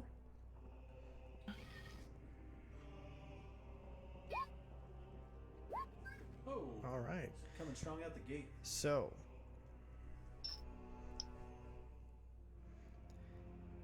all right, let me grab my D100. And Ooh, I want to roll it. I want to roll it. you don't have, do you have a cam so I can see the results? Because I just want to make sure that. Yes, I you was can. just, Oh, do you want to just roll it in D20? yeah. Yes, yeah. Go and roll a D100, And I was gonna give you because some of the guidance, sweet ass dice. you will be No. able to skew it 4 points in either direction, up or down, Because of guidance? because of guidance. Okay. Oh. 69. Alright, so right now it is a Lightfoot halfling. You can push it down into half orc, and that's about it. I'm going for halfling. Halfling. Okay. Closer and size. While, Yup. while she's doing this, what are the rest of you doing? I'm sorry, Making real sure quick, nobody I'm comes up and reading fucks this, with and us. this is halfling stout. I don't know. Shit, I'm not even there. Because she rolled a 69. So 69 to 75 is. Well, hold on. Let's see where they put it. Did they put it before or after? Yeah, it's so the numbers are before the races, so it's the one before halfling. So it's a stout halfling. Did I say Lightfoot? Yeah, Oh, is it? Yeah, you said, Okay, you it's said- Still a halfling, but figured stout would be more. yeah, you can push it into Lightfoot halfling or keep it in stout. Oh, what's the difference? Do I- Stouter, Off the top of my head? stouter that would be are the closest thing to dwarf. pretty much without being a dwarf. Okay, I'm gonna go for stout. All right, perfect. And as you're all gathered around, you see her. She's kind of putting down these oils in a very specific pattern, and you guys are kind of keeping an eye out. And you see this one stable boy come out, and he grabs one of the horses, and he kind of looks over your direction, gets a mean glare from Bloodscale, and just goes on with his business. You're Yes. damn right, son. And then as she's doing this, did you take the body out of the chest or leave it in the chest? I took it out and laid it out respectfully. And as you're laying it out, you first put you put 2 copper over the eyes, and then as part of the ritual, you take the copper off, and then you place 2 gold, or you place a crown of gold like across the brow. So you're placing it here, here, and here, and as much as you can to remove the copper from the eyes, as if it would no longer need the copper. And then as you're going through it with the gold, you're placing it down in this like these patterns, making runes across it, and you put a clump over the heart. You put a clump in the middle of the forehead, and then you make kind of more of these runes that they seem familiar, but you don't know what language they are, but you just seem to know them as you continue with the ritual. And then you pull out the oils, and as you put some across your thumb, you go across the brow underneath the gold crown, and then you pull it down the nose, and then across the mouth, and then down to the chest, and across each collarbone, and then you go down and you kind of trace over the heart a symbol that somehow you know is Sylvan. And this is the Sylvan symbol for life. And you kind of trace it over the heart, and then trace it down the arms to the hands, and you're running a little bit low on oil as you're handed more. And then the rest of the components are put around, and you start to light a small brazier that you started a small clump of herbs at the very base of the feet, and then waft the herbs and the smoke towards the face of this dead dwarf. And all of you at this point are start to look kind of back, as it seems pretty safe place. Nobody really coming in and out of here. And as she's wafting, you see her almost reach out into the air and grasp something. And Zephyr, you feel as you reach out, you grasp this beating heart in your hands, but it's a ghost heart that you can't see, but you can feel it. Kalima! And you feel it attached to something, and you Kalima feel DeSanti? a Kalima? warmth, and to it a fading warmth as you pull it down towards yourself, and then into the body, over the oils and the gold. And you guys watch as her hand comes down, spreading wide. As she pushes it down, the gold and oils start to evaporate around her, the gold seeming to concentrate into her hand and disappear into her hand from what you're seeing. And Zephyr, you feel the gold and all of the oils and everything disappear into the heart as the heartbeat becomes warmer and warmer and starts beating faster and faster. As you press it inside of this inert dwarf form, you all see its wounds close up rapidly, very quickly, and you see the limbs start to diminish as he starts to shrink in size, the clothes becoming baggy. The glorious beard that had been kind of woven kind of shrinks up into this more nautical beard, Riker beard almost. Just very short, very decorative. Very kept. Decorative. The hair color stays the same from it's just this deep, rich brown as it goes back in, and then you see his hands and arms and shrink into the what you recognize as a halfling. You hear a small choking grasp next to you as you look up at Znini. Just has her hand over her mouth, and she's just staring. And as you release the heart, you hold your hand over for a second, and at first nothing, and then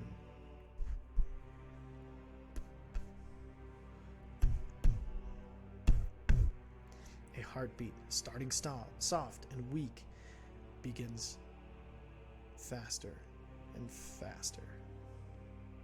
And then roll a d20 for me real quick. Alright. Guidance. This is not necessarily something you can guide That's around, fair. but I wasn't sure. worth a shot though. And then and so as you do, you see just the eyes of this halfling gently flitter open. Hello? How the hell are you? And yeah, as he's speaking, you see him kind of look confused, and you see him grab his throat, and then his hands move to his beard as he feels it, and then he looks at his hands. What the hell's happening? What the fuck is? What the fuck is? What the fuck is going on? You chose to. And I seem really upset, but happy at the same time. And Like there's something on. And he kind of looks you in the eyes, and at first he looks really confused, and then you see him look past you. His eyes light up, and he's, I thought I'd never see you again. And I thought I'd never see you again.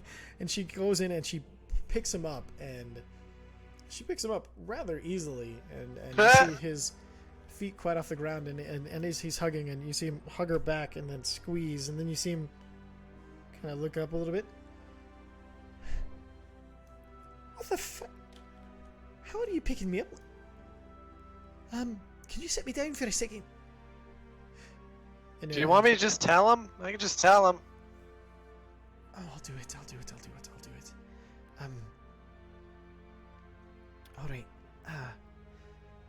Feldrugel, these wonderful people have brought you back to me after you were dead.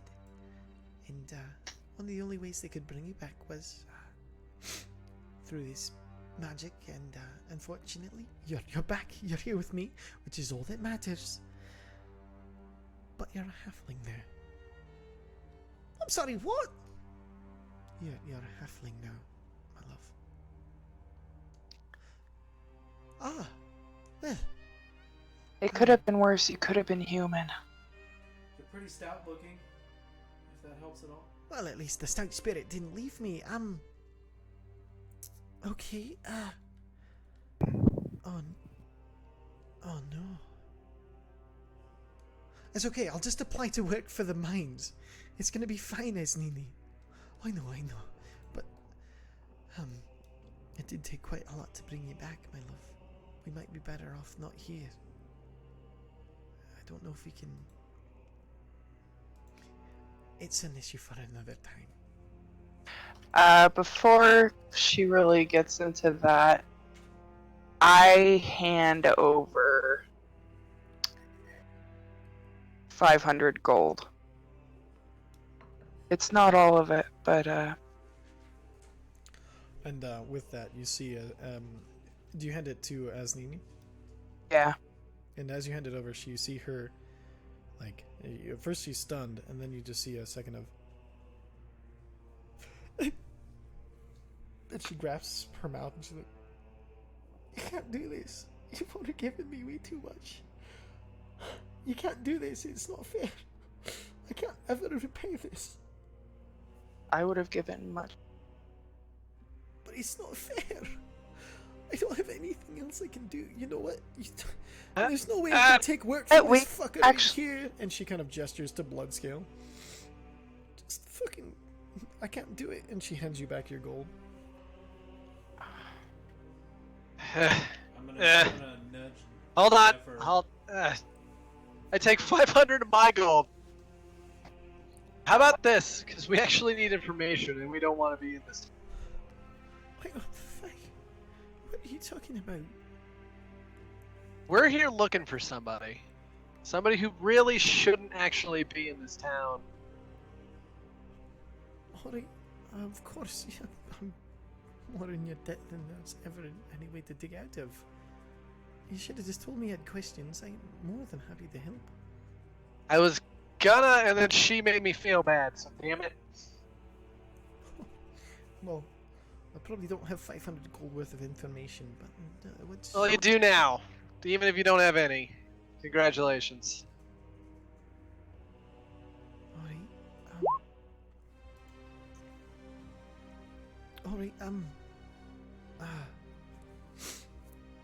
what do you want to know? What the fuck? Who are we trying to look for again? And he is actually saying this out loud because he honestly is like, shit. Perfect. We're looking. God damn it, that name's so cool, but I always freaking forget. That's okay. It's in your notes under NPCs. I know. I'm looking. Rashildalin.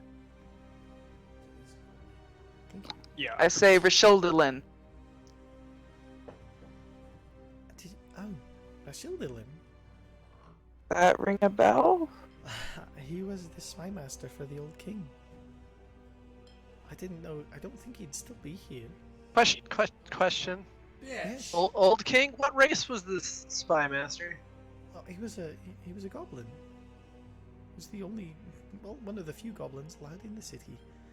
But he was more than like your normal goblin. Like he actually settled here for a small time. He had a... You think Right, Spy for the Master kids. Goblin could change his form? I have no idea of his capabilities. I didn't know him very well. I'm so sorry. And what happened after? What happened after? The new king? After- I mean? Yes. Well, he started rejecting, well, lots of his council, if I'm honest. It didn't used to be just a guildmasters meeting. It used to be each of us would be summoned as council to the king to make the best, so he could make the best decisions. But Helfroy, he was of the opinion that he was able to make the decisions based off of much more limited information, and that this was just excess information that was wasting his time. So, well, it kind of turned into more of a party, and so he's just provided more alcohol and more of a good time, and he was just less concerned with the business of it all, and was more concerned with just kind of making his own decisions. I have another question. Yes. As a guild master yourself, would you know how to get in contact with other guild masters? Of course, you know, it's Like not- the spy master? The spy master. So there's a bit of a separation with the spy master. He's technically a guild master, but he's more of an official. Anyone else, most of the time, except for, well, the general, I'm really able to get you in contact with them. Those two are a little bit more tricky. I could ask around and see if I can find where maybe they spend their evenings or something of that nature, if that would be of help to you. You'd think that they would go to the pits. The pits. Well, I know for sure the general has been known to go to the pits and monitor the fights there to find any potential recruits, even though that his ability to recruit has been quite limited as of late, but he still enjoys watching, the skill on display there. I have a bad feeling that I'm gonna have to go do a thing. Maybe I could join. It's A terrible. shapeshifter I know who to look out for. is useful. I've seen You've him. seen this master? I've seen him. We've got a good look at him. I interviewed with him. Maybe we could get interviewed. I mean, Bloodscale mine is you're really good at lifting bars. Me not so much. So you might be able to Really good at shrinking to small spaces. It's true. You would be able to help me see in the dark again. Though I don't think I'd be able to get the same. You know I can just see in the dark, right? How do you As do can that? I. I need to learn that. Is that something I can learn? No. Is there some kind of is there some kind of like thing that I could get put on my face? Oh shit, the Tinkerer. Where do I find him?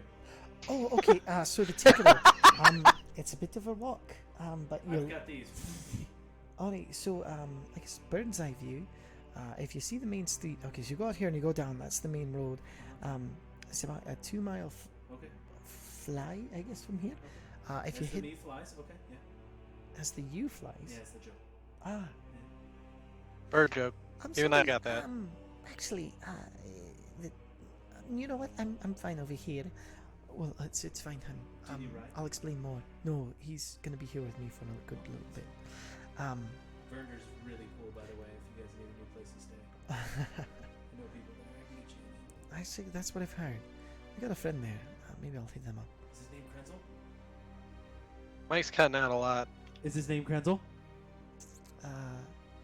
It used to be. I don't know if it is anymore. That's amazing. Anyway, You want me to send Krenzel a note? I can send Krenzel a note, like right now. actually, yeah. Could I you pull out the give- box He gave you one of those. He's and I look for a note from him. As you open it up, there's just a note. It just says thanks. From Chris. Turn it around. That's I go, definitely "Here." his handwriting. There's a just write your note. And you see, she scratches out a little bit of a note and then kind of folds it and then hands it back to you. I just put it in the box and close the goddamn box back up. And it's gone. And then so he's like, anyway, so as you're headed down Main Street, you'll see about 16 blocks in and 4 blocks left. Once you take a left off of it, technically west, you'll find the Tinkerer's shop. You can't miss it. Outside is a large working. It's a hammer and anvil and cogs, and the hammer comes down and pops back up. It's a moving sign. Moving sign with hammer. Okay, cool. Did Zephyr by chance hand me that 500 gold with my nudge? No, I gave them 500 my gold, you assholes. Oh, And didn't know if she accepted it. They have not given it back yet. and as he flies away, go ahead and make a perception check. Who? Bloodscale and Zephyr. Perception check. With advantage? No, just a real one. Yeah. Okay, you don't notice anything. Did he steal cash from me? If anything, they just gave me my money back. All right, I have to pee real quick. I will be right back. Kind of think. I'm gonna ask Zephyr a question while you're Okay, gone. perfect. Okay. Hey Jess, with that note that I wrote in the text, would Zephyr have handed Uza that 500 gold? With what note? Look in the chat. I put in a text that Uza nudged you to indicate that if Bloodscale can't get them to take the money, I will try to pickpocket into their gear. Good old reverse. Yeah. Oh! Okay. Little reverse pickpocket. The problem is we don't notice that they secretly gave. If I'm assuming this correctly, as Brandon, not as Bloodscale, we do not notice that they secretly gave Bloodscale his money back. So Yeah, we because they wouldn't never know. said anything. Okay, but you handed them money? Yeah. Okay. Yeah, he did. Alright, well. I'll see if Out I in the can- open, you I'll would have s- seen it. I'll see if I could have gotten a perception check to see what was going on with that. And if I I made a saw anything. sludge. I made an ooze. And he's pissed. I'm not done yet. This need is to start painting. him up. It's adorable. Nice. It's also See. being goofy as shit. Where's my What? That's Oh. crazy. Jessica being goofy? I don't fucking. You're lying to me. This is some Fun bullshit choices. lies. I don't know why I put up with it. Where is the setting? See if we can get my video.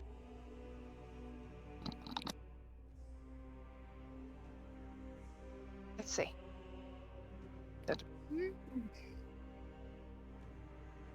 Uh,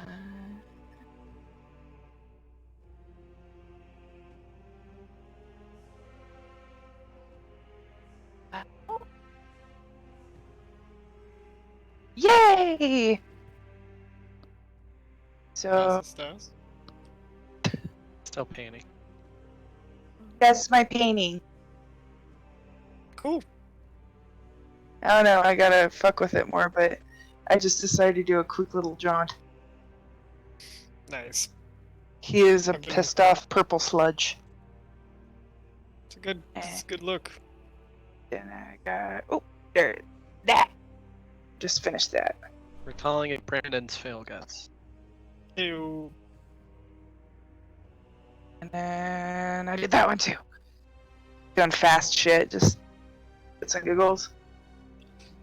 Oh, sorry, Jess. I actually never. I don't think I got an answer. If you would have, if Zephyr would have handed me that gold.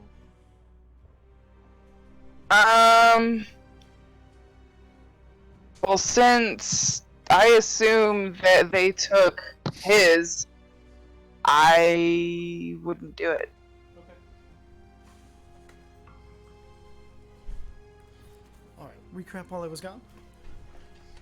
Nothing of importance. I was just seeing if Zephyr would have handed me the gold, but since she saw them take the money from Bloodscale, she would not have handed me the 500. Which she Okay. offered.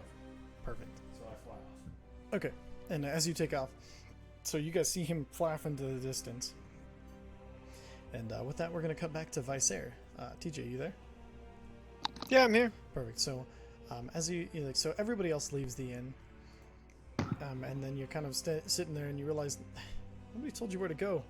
And then, about an hour later, it's getting late on in the day. It's about noon, and you're kind of sitting there. Good old noon o'clock.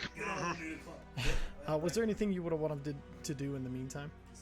Yeah, I'm just gonna go explore the city, see if I can figure out where that guy is, or where anybody Yeah, I'm gonna try and find out where the Entertainment Guild headquarters are. I guess. Okay.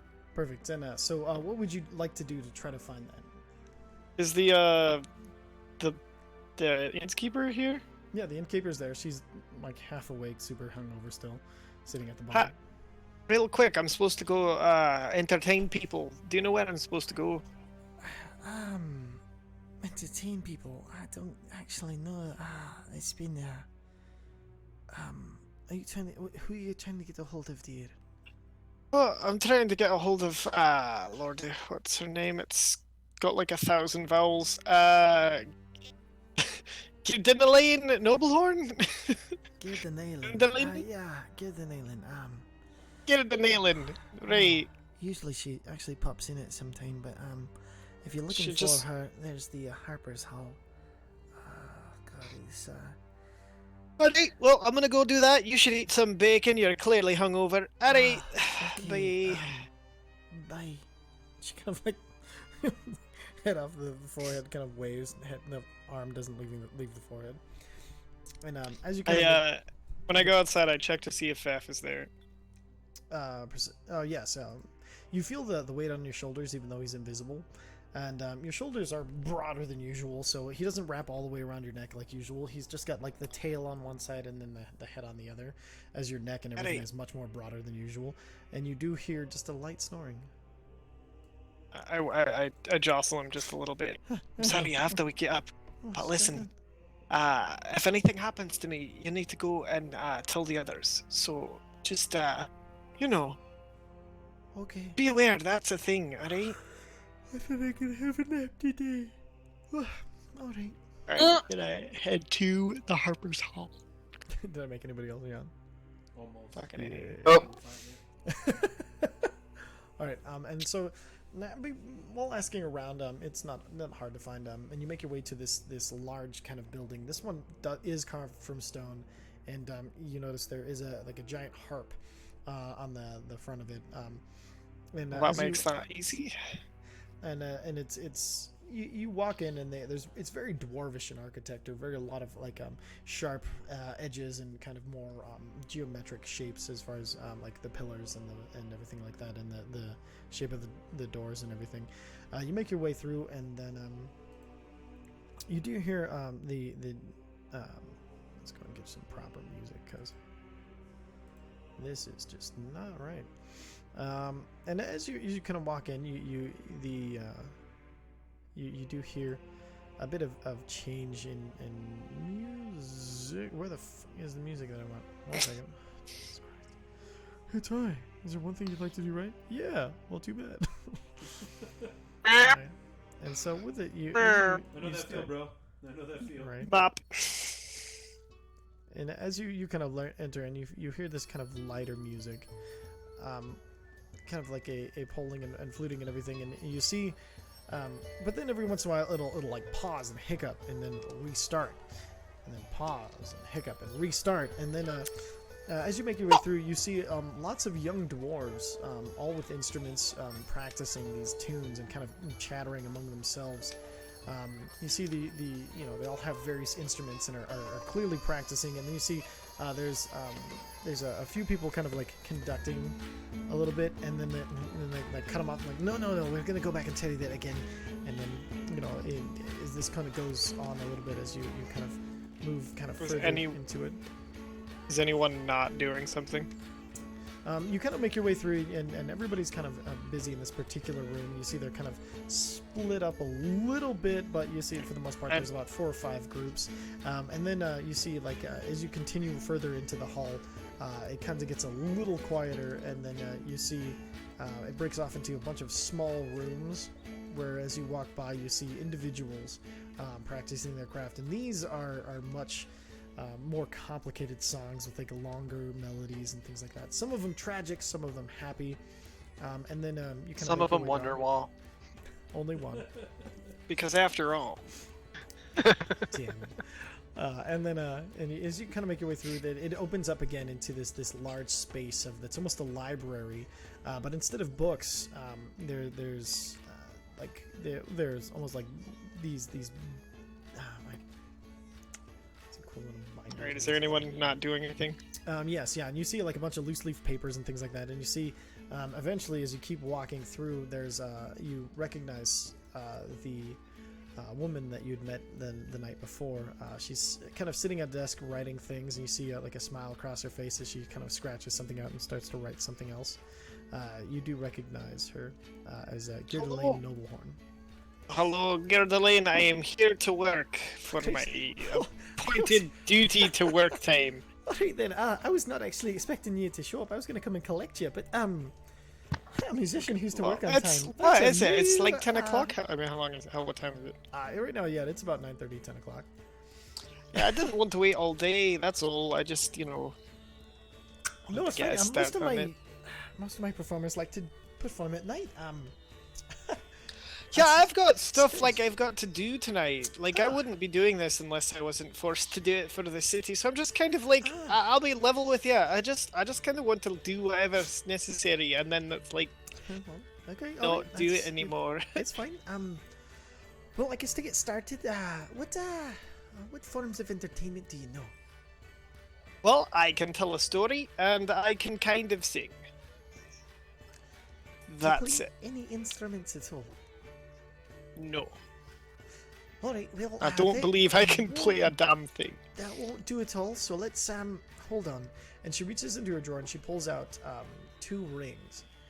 One looks like a violin, and one looks like just a regular, smaller, ring that's kind of cut in the middle. She's like, alright, here, let's see, go ahead and put these on your fingers, and do it like, and put the violin on your thumb, And, Are these magic? Of course they're magic, dear.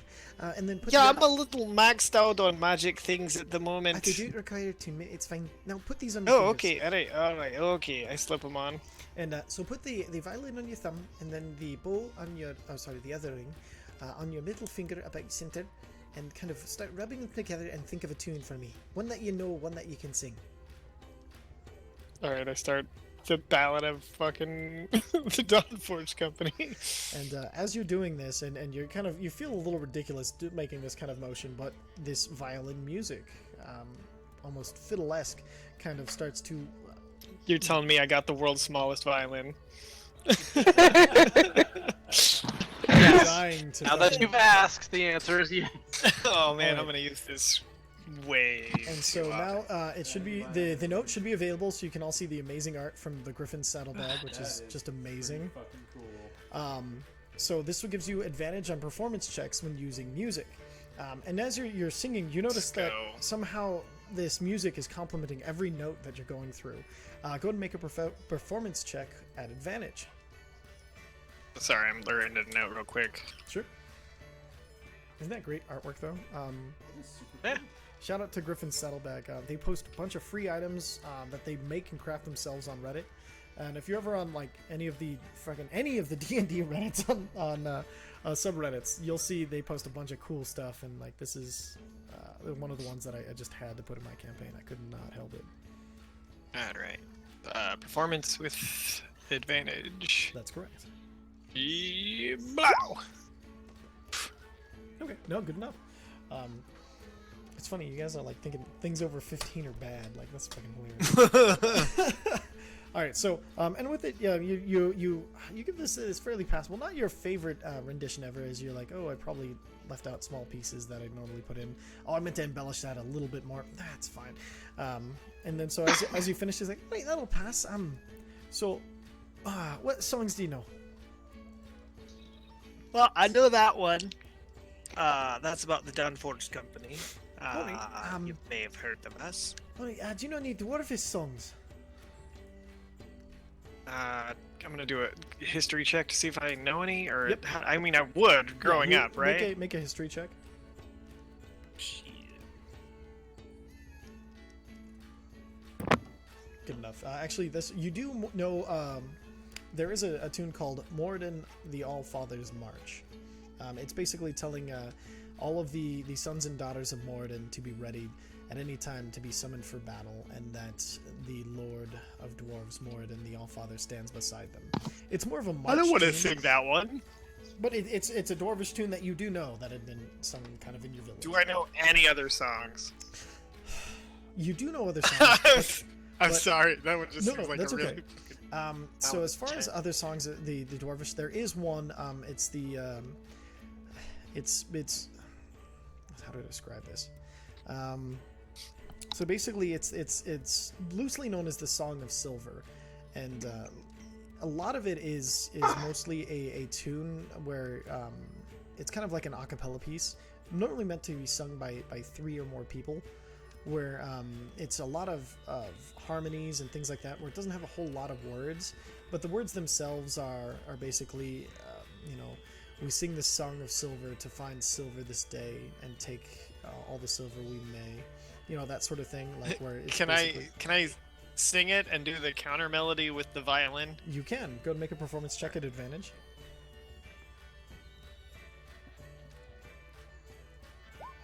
Man. And this one, you haven't sung it or heard it for quite a long time, but it just seems to be there on the tip of your tongue. You're able to sing all of the words as they come across, and you do notice that even though it's a 3-part harmony, the rings seem to pull out the other 2 parts, since you do know them, and you hear 2 violins complementing your singing.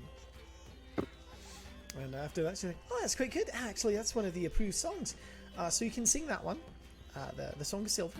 And Did then... you say one of the approved songs? Hi, my love. Oh, what? Oh, for crying out loud, what is wrong with this city? You've banned music now, have you? Oh, I haven't found a thing, dear. No, it's just in order to earn your pay, you're technically an employee of the government. You have to sing the approved songs, and she kind of slides a list of songs over to you. Oh, this is a bloody nightmare. True. And then so and she signs it. She oh man, I'm such a dick. So I go over the list. Do I recognize any other songs on the and list? so and I'll make the handout appear now. And so you see a list of songs.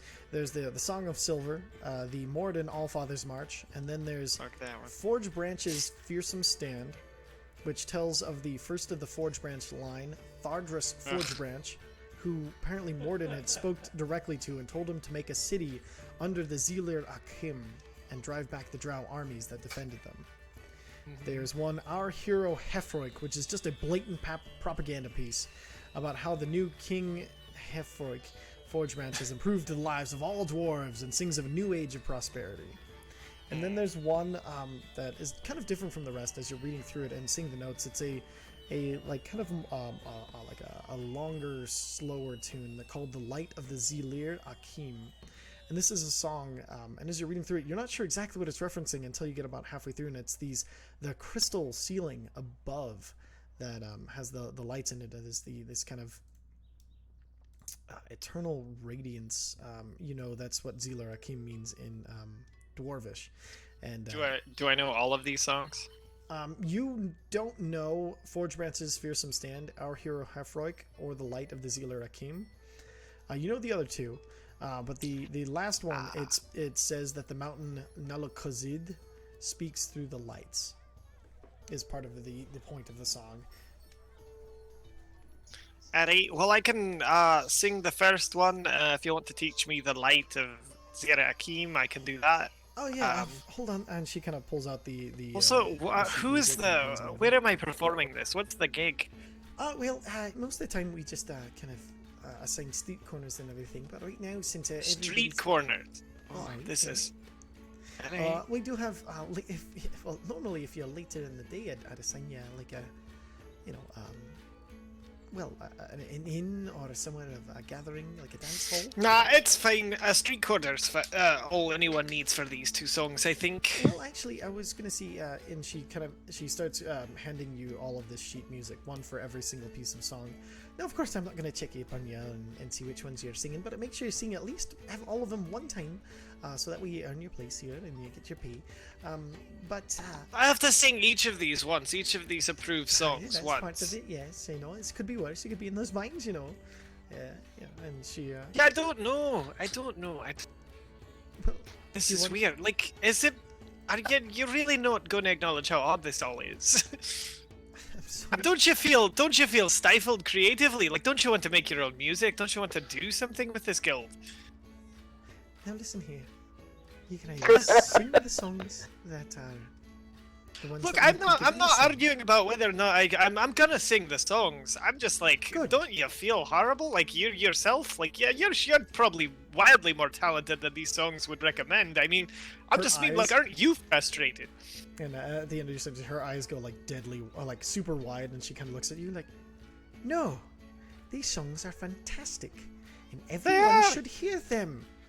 Sure, every day though. Don't you? I'm sure you've I can written hear some all of them brilliant multiple songs. times a day. Listen, just sing them once a day. Sing all of them at least once a day. I told you I'm gonna sing these songs. I Then was I just told you- curious, like, what your fucking like society, like how you feel about all this. Just asking you, person to person, like how's it going? Of course, no, it doesn't matter to me at all. They're great songs, and everyone should hear them. No, I lean over and then I'm gonna try and persuade her to fucking tell me what's going on, because this is. What do you Remember at the end of the last game when I said that the gang goes to jail and it's just an It's Always Sunny intro? I think I was right, guys. What do you want to? That's So crowbar. sorry, I was interpreting what you were saying as you were trying to get her opinion on the songs and on how she feels about the No, songs. and I'm everything. just trying to get her what she feels about the city and like this weird fucking regime thing Perfect. going So on. as you lean in, what do you say? Look, don't mean to be rude or anything, but this place is like you guys are under really tight like lock and key here. It's kind of oppressive, right? Like, is it just me? All right, No, go no. roll your persuasion check at advantage. Fuck. Give you Plus advantage 'cause 7. you- I'm gonna you use a were- luck point. Okay, roll it. There we go. Noise. That's a good low point. All right, and as you're leaning in, and as you lean in, and as you're talking, when you reach the very last of what you were going to say, you feel her finger kind of, and you kind of lean in really close so you can say this really quietly. Her finger comes up on her shoulder of the ear that you're whispering in. She kind of puts her hand to your mouth, and then she kind of pulls you face to face. And as she's looking in, she's like, "Listen, this is not the type of place where us creatives have a lot of control. So we must take what we're given, or else we must starve and die. I love where you're coming from, and I hope it changes to a point where I can walk into my city to sing all of the songs that you like. But for now, please, I'm begging you, sing from the approved list, and if you can work in one or two, not too blatantly obvious so that the ones watching would notice, I would not go astray. You know that thing of heroes," and then she kind of she goes to a regular speaking voice. "You know that thing of the heroes you sang of the first time wasn't too bad. I bet I could approve that at least once or twice a day." She gives you this See, that's smile. the type of brave guild mastering that he was expecting from this city. Yeah, I'll toss it in. I'll try.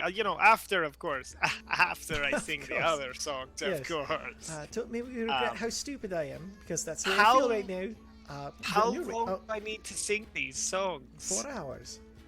4 hours. All right. Well, I'm gonna go do that and nothing else. Well, since we've What had our street corner heart-to-heart- would you have me on? Instead of a street corner, since we've had our little heart-to-heart, I was actually going to send you over to the Tinkerers Guild. Kind of give them a little pick-me-up. And she kind of looks at you and gives you a little wink. All right. That sounds fine. Excellent. And she gives you. I will go there now. You're supposed to be good at performance. Like, no, I'm that- good at performance, but I have 0 wisdom, guys. like- I have 3 charisma and 0 wisdom. This is how Viceria is. That's amazing. I love it. Dude, He's even very Bloodskill has persuasive. higher wisdom than you. I mean, yeah. All right, Have you not- then. Yes. Great. Don't forget to ask about their wonders there, my friend. I will ask about their wonders, my friend. All right, seriously, Alright. get out of here. Go on.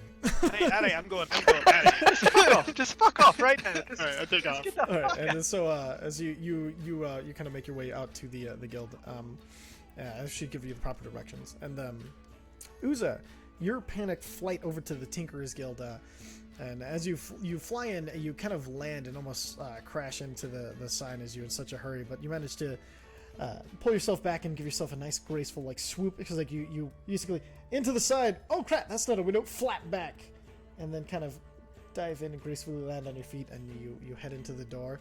And as you head in, instead of the nice little jingle of a bell, you just hear a "Welcome." Thank you. This actually, you know, it's not important. Come over here, boy. Yeah. Oh God, I feel like awful. Oh. Here, this helps so much. What the hell is this? What do you hand over? I hand him a slab candy. Alright, They're so good. I had Alright. one and it was delicious. It really helped with my hangover. And And there was like this whole dragon thing. he bites into it and starts to crunch it. that tastes awful, but that means it probably is working. Yeah.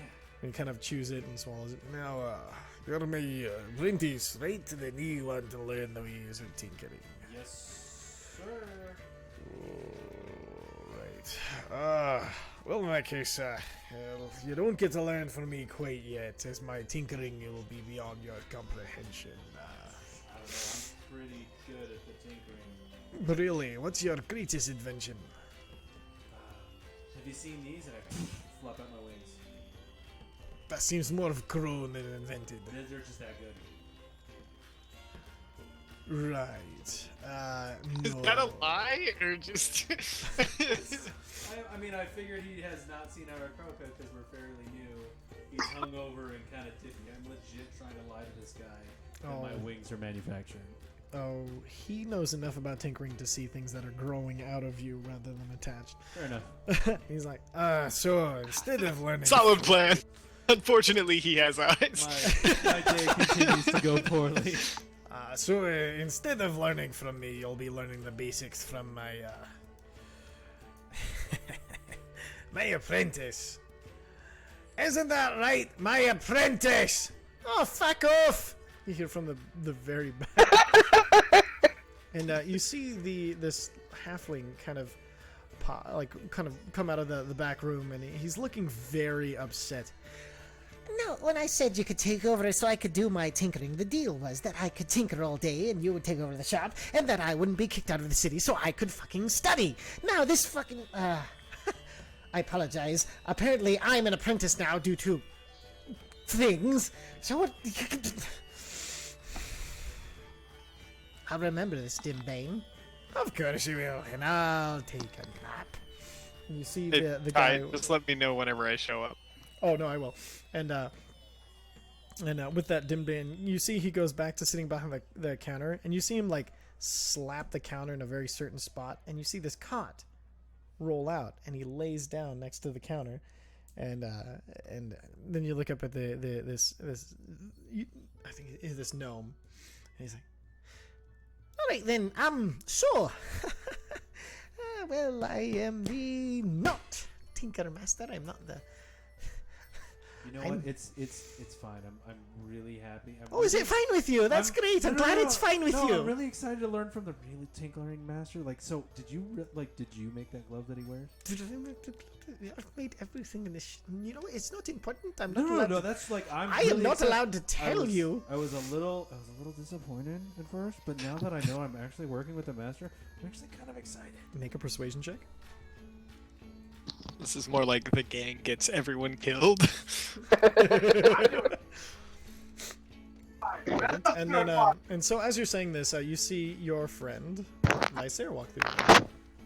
Hello, hi, hello. I am your guild appointed music man, ready for. Oh hey, who's that? I know this guy. He's pretty cool. Did you know that I'm gonna be learning from the real tinkering master? The real one. Oh, what real makes you the real tinkering master? I Yeah. assumed correctly. Well, no, I'm not the Tinker Master. I am. Oh, right, because all the racism. Okay. Yeah, that's Would what I you was shut your thinking. fucking mouth? Are you fucking insane? Do you want to get us all killed? No, Then I shut don't your want fucking that. mouth!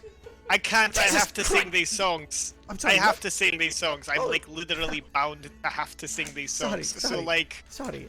take a deep breath. I'm sorry that things are like this. No, Now you're- strap it's- in for some songs about some dwarves. Well, in that case, would you like to perform in the background where we might hear you better, my lovely bard? And he looks at you like sideways. I'm not a bard. Alright, well, if you do It's have fine. Here we go. Here we Alright. go, And the alright. one, and the two.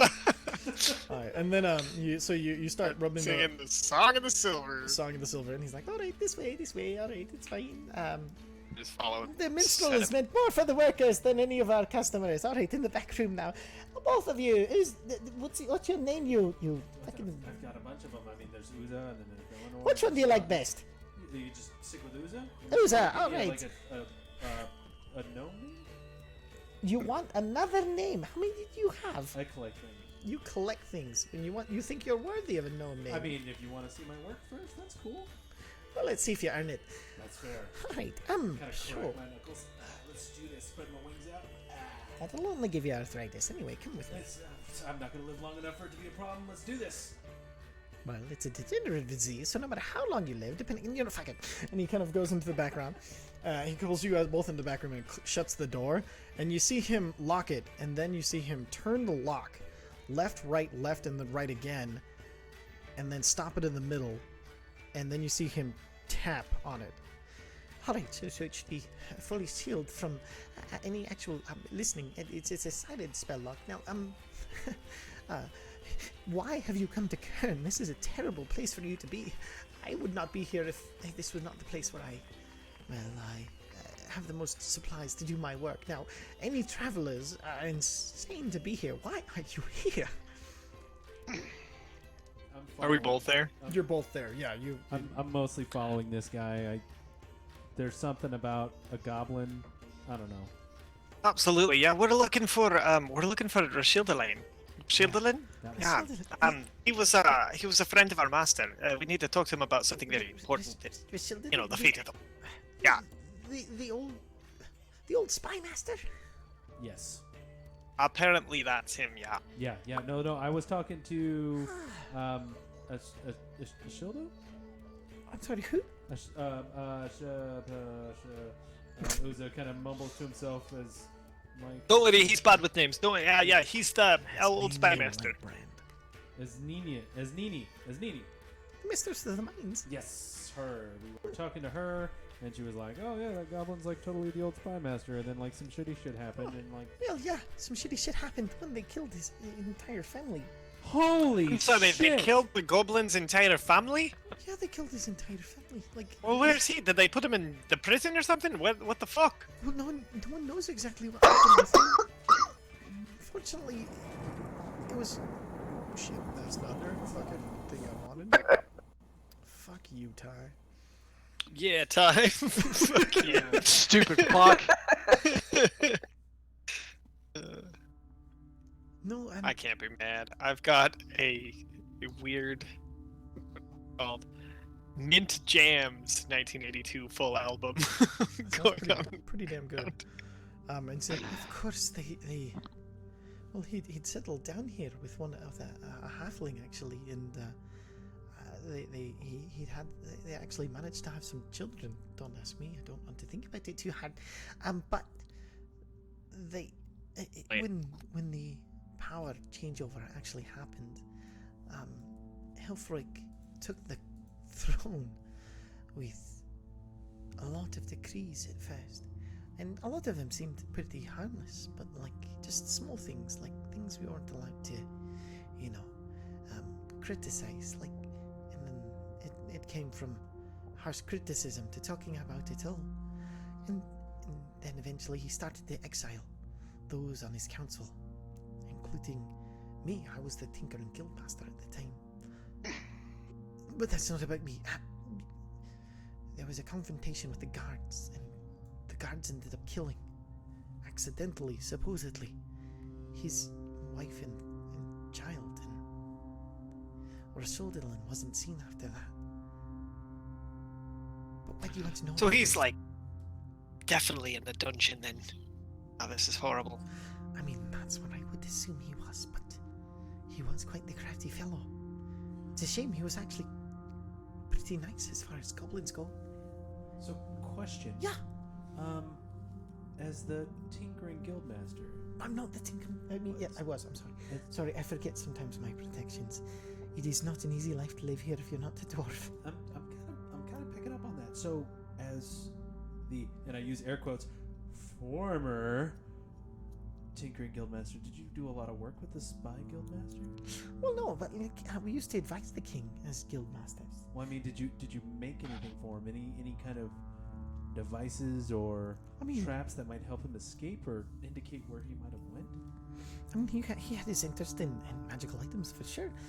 I made him quite a few things, but most of them he had told me were very specific to missions and things like that.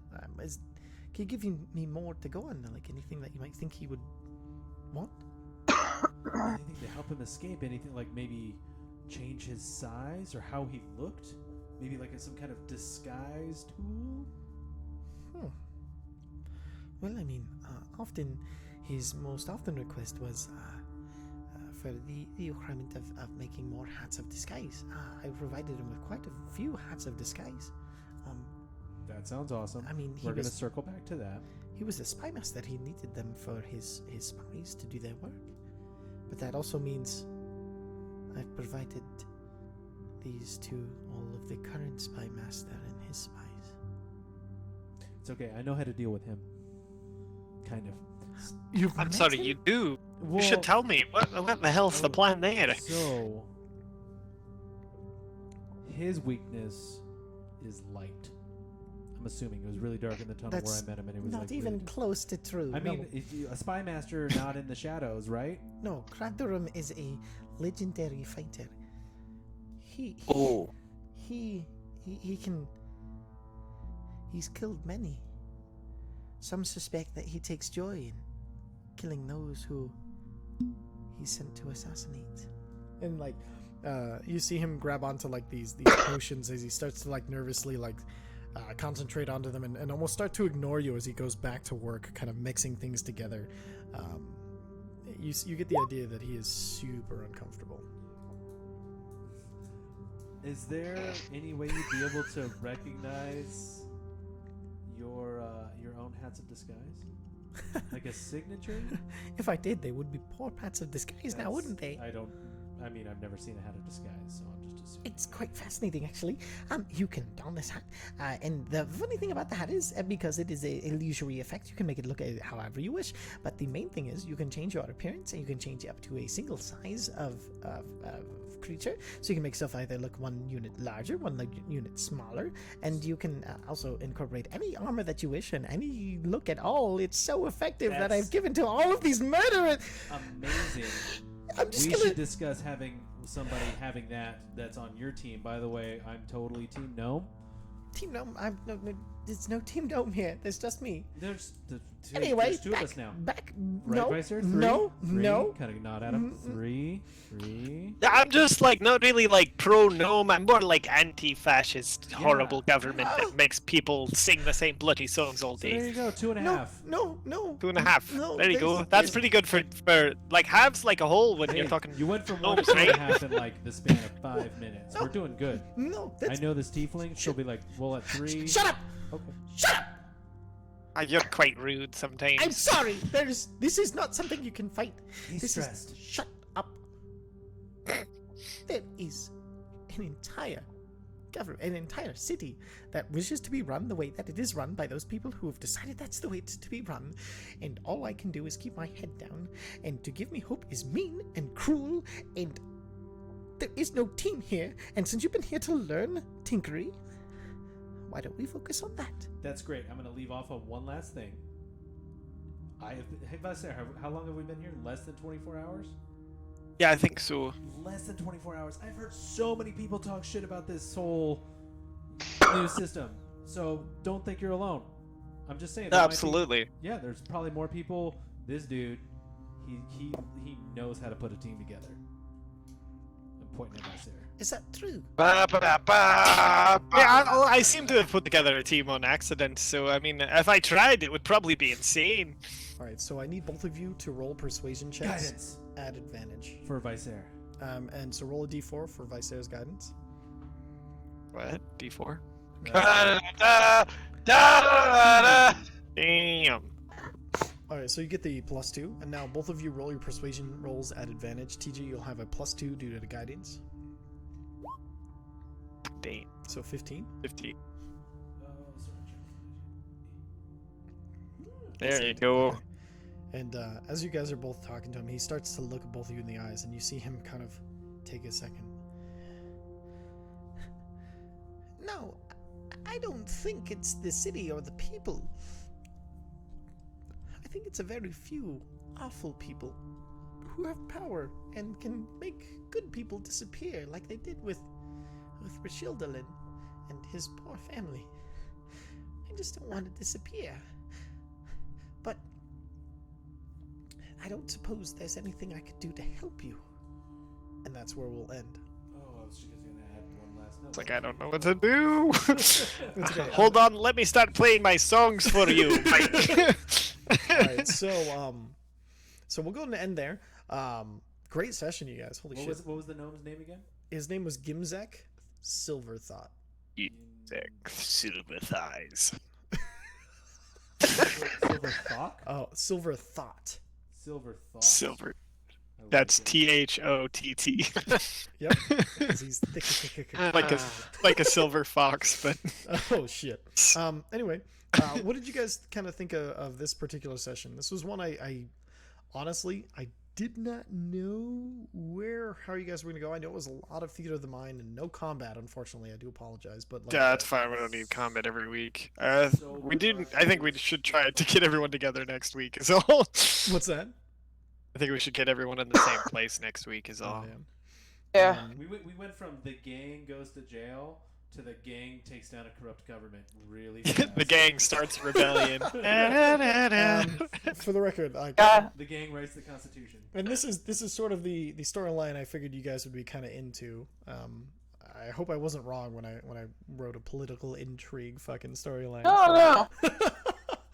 I mean, know I'm it's- Viserys horribly ill-equipped for this, but that doesn't mean it won't be fun. And I'm sorry, like if let me know if I'm harping too hard on the it's a fucking oppressive city, but like No, I like it. the Yeah, problem we got it. the No, we problem like is- it. Okay, good, because like it was one of those like the people you're talking to don't know who you've talked to, and so they're all Yeah. just expressing their own opinions, and I was like, I didn't want to. There was no way for me not to be kind of a little bit of a broken record, and so like, and it's funny because I'd originally made it so that way you couldn't like the Entertainers Guild was going to be like kind of a break from it, but your persuasion check was real fucking good, so you got like more of the same. What do you Yeah, mean it I was got gonna the feeling be- Merryweather is going to be And- very out in the open, going "fuck it." Oh, Mary I think it's Mary Stone does not give a fuck. Yeah, I don't think she gives two hot fucks, so I'm kind of excited to see what she. Oh man. I thought it was gonna say. I got something else. All right. And was there anything you guys were hoping to get to that you didn't make it to quite yet, or was it kind of Bye, Master. pretty good? Oh yeah. I figured we were just going to develop in the city a bit more and figure out where we're going, and Okay, good. we've been doing a decent amount together, so that's fine. The ironic thing is, I wrote a lot of like combat encounters depending on what you guys chose, as far as jobs, and like you guys chose like jobs that were not what I was like. I was a little expecting, but like I didn't expect everybody to choose exactly what they did. So I was like, oh great, it ended up being the things that I don't actually have combat encounters for, but have super a lot of information riz. And Viser, add the tiny violin rings to your magical items. Those are yours. Already done. Okay, good. Oh, what did you And think those of those, don't by have- the way? Thing, right? So I just have those. Yep, right? those are yours now. I had a lot of fun, but I also hate myself. Oh, because you could roll for garbage. I was rolling. Oh for god, you really punched the phony on that one. Oh, that would have been so. Shit, fun to dude. do Oh, this. man. If you would have had a little pet mouse, I could have turned into a polar bear and just obliterated the I bars. was legit trying to, because And I just realized- No. racist as shit. I was trying to be the inside man. I knew they weren't going to trust me because I'm not a dwarf, but fuck. For the record, did anything I do felt unfair? No. I think so. Okay, good. I Well, think it's I realize got I a can little back bit the of- Goddamn pits! I just realized with the rings of violin, I can literally play the sun. It's always sunny theme. Yep. Yeah. Like, I don't know. It just like this was a really cool magical item that I came across, and I was like, and it was really funny because like it's not like super magical or anything like that. It's not actually super useful, but I couldn't figure out where to put it in through, and so like I was really excited to introduce that item because I just thought it was so cool. And so when you guys are like, "Oh, it's awesome," and the artwork is just beautiful, It really is. and so I was really excited. And so that was a high point as the DM. It's funny, the Griffin Saddlebag is also the person who made the art for Ring of Gestures. Ah. Yeah, they do a lot of good stuff, and you'll probably be seeing a lot more of their. Shit, I Influence. forgot about the ring of gestures. What were you gonna do with it? I don't know. Maybe like do like a come here to the guard. I don't know. Like a wave at him, just enough to be like, fuck. Oh. I forgot about a lot of things that I had, like a crowbar. Dude, like, yeah, the crowbar is ridiculously useful. Fuck. All right. Anybody have any questions or anything that I didn't make too clear, or anything you feel like was too mysterious? No, it's good. fairly straightforward. Killer. Blood Yeah. Scale's gonna have to go with the goddamn pet again. Is that good for Brandon the player or bad? The player's fine with it. Bloodskill don't want to do it. Okay. That's good to know. Cool. All right. So with that, we'll go ahead and wrap it up. I'll go ahead and stop the stream. That was my eye, you little shit. Bye, stream. Bye, Bye, streamers. everybody. Bye. Specifically, it looks like Molly's watching, so everybody say bye to Molly. Bye to Molly. Bye, Bye to Molly. Molly. Bye, Molly. You're our #1 viewer, and you kick ass. All right. Bye, guys.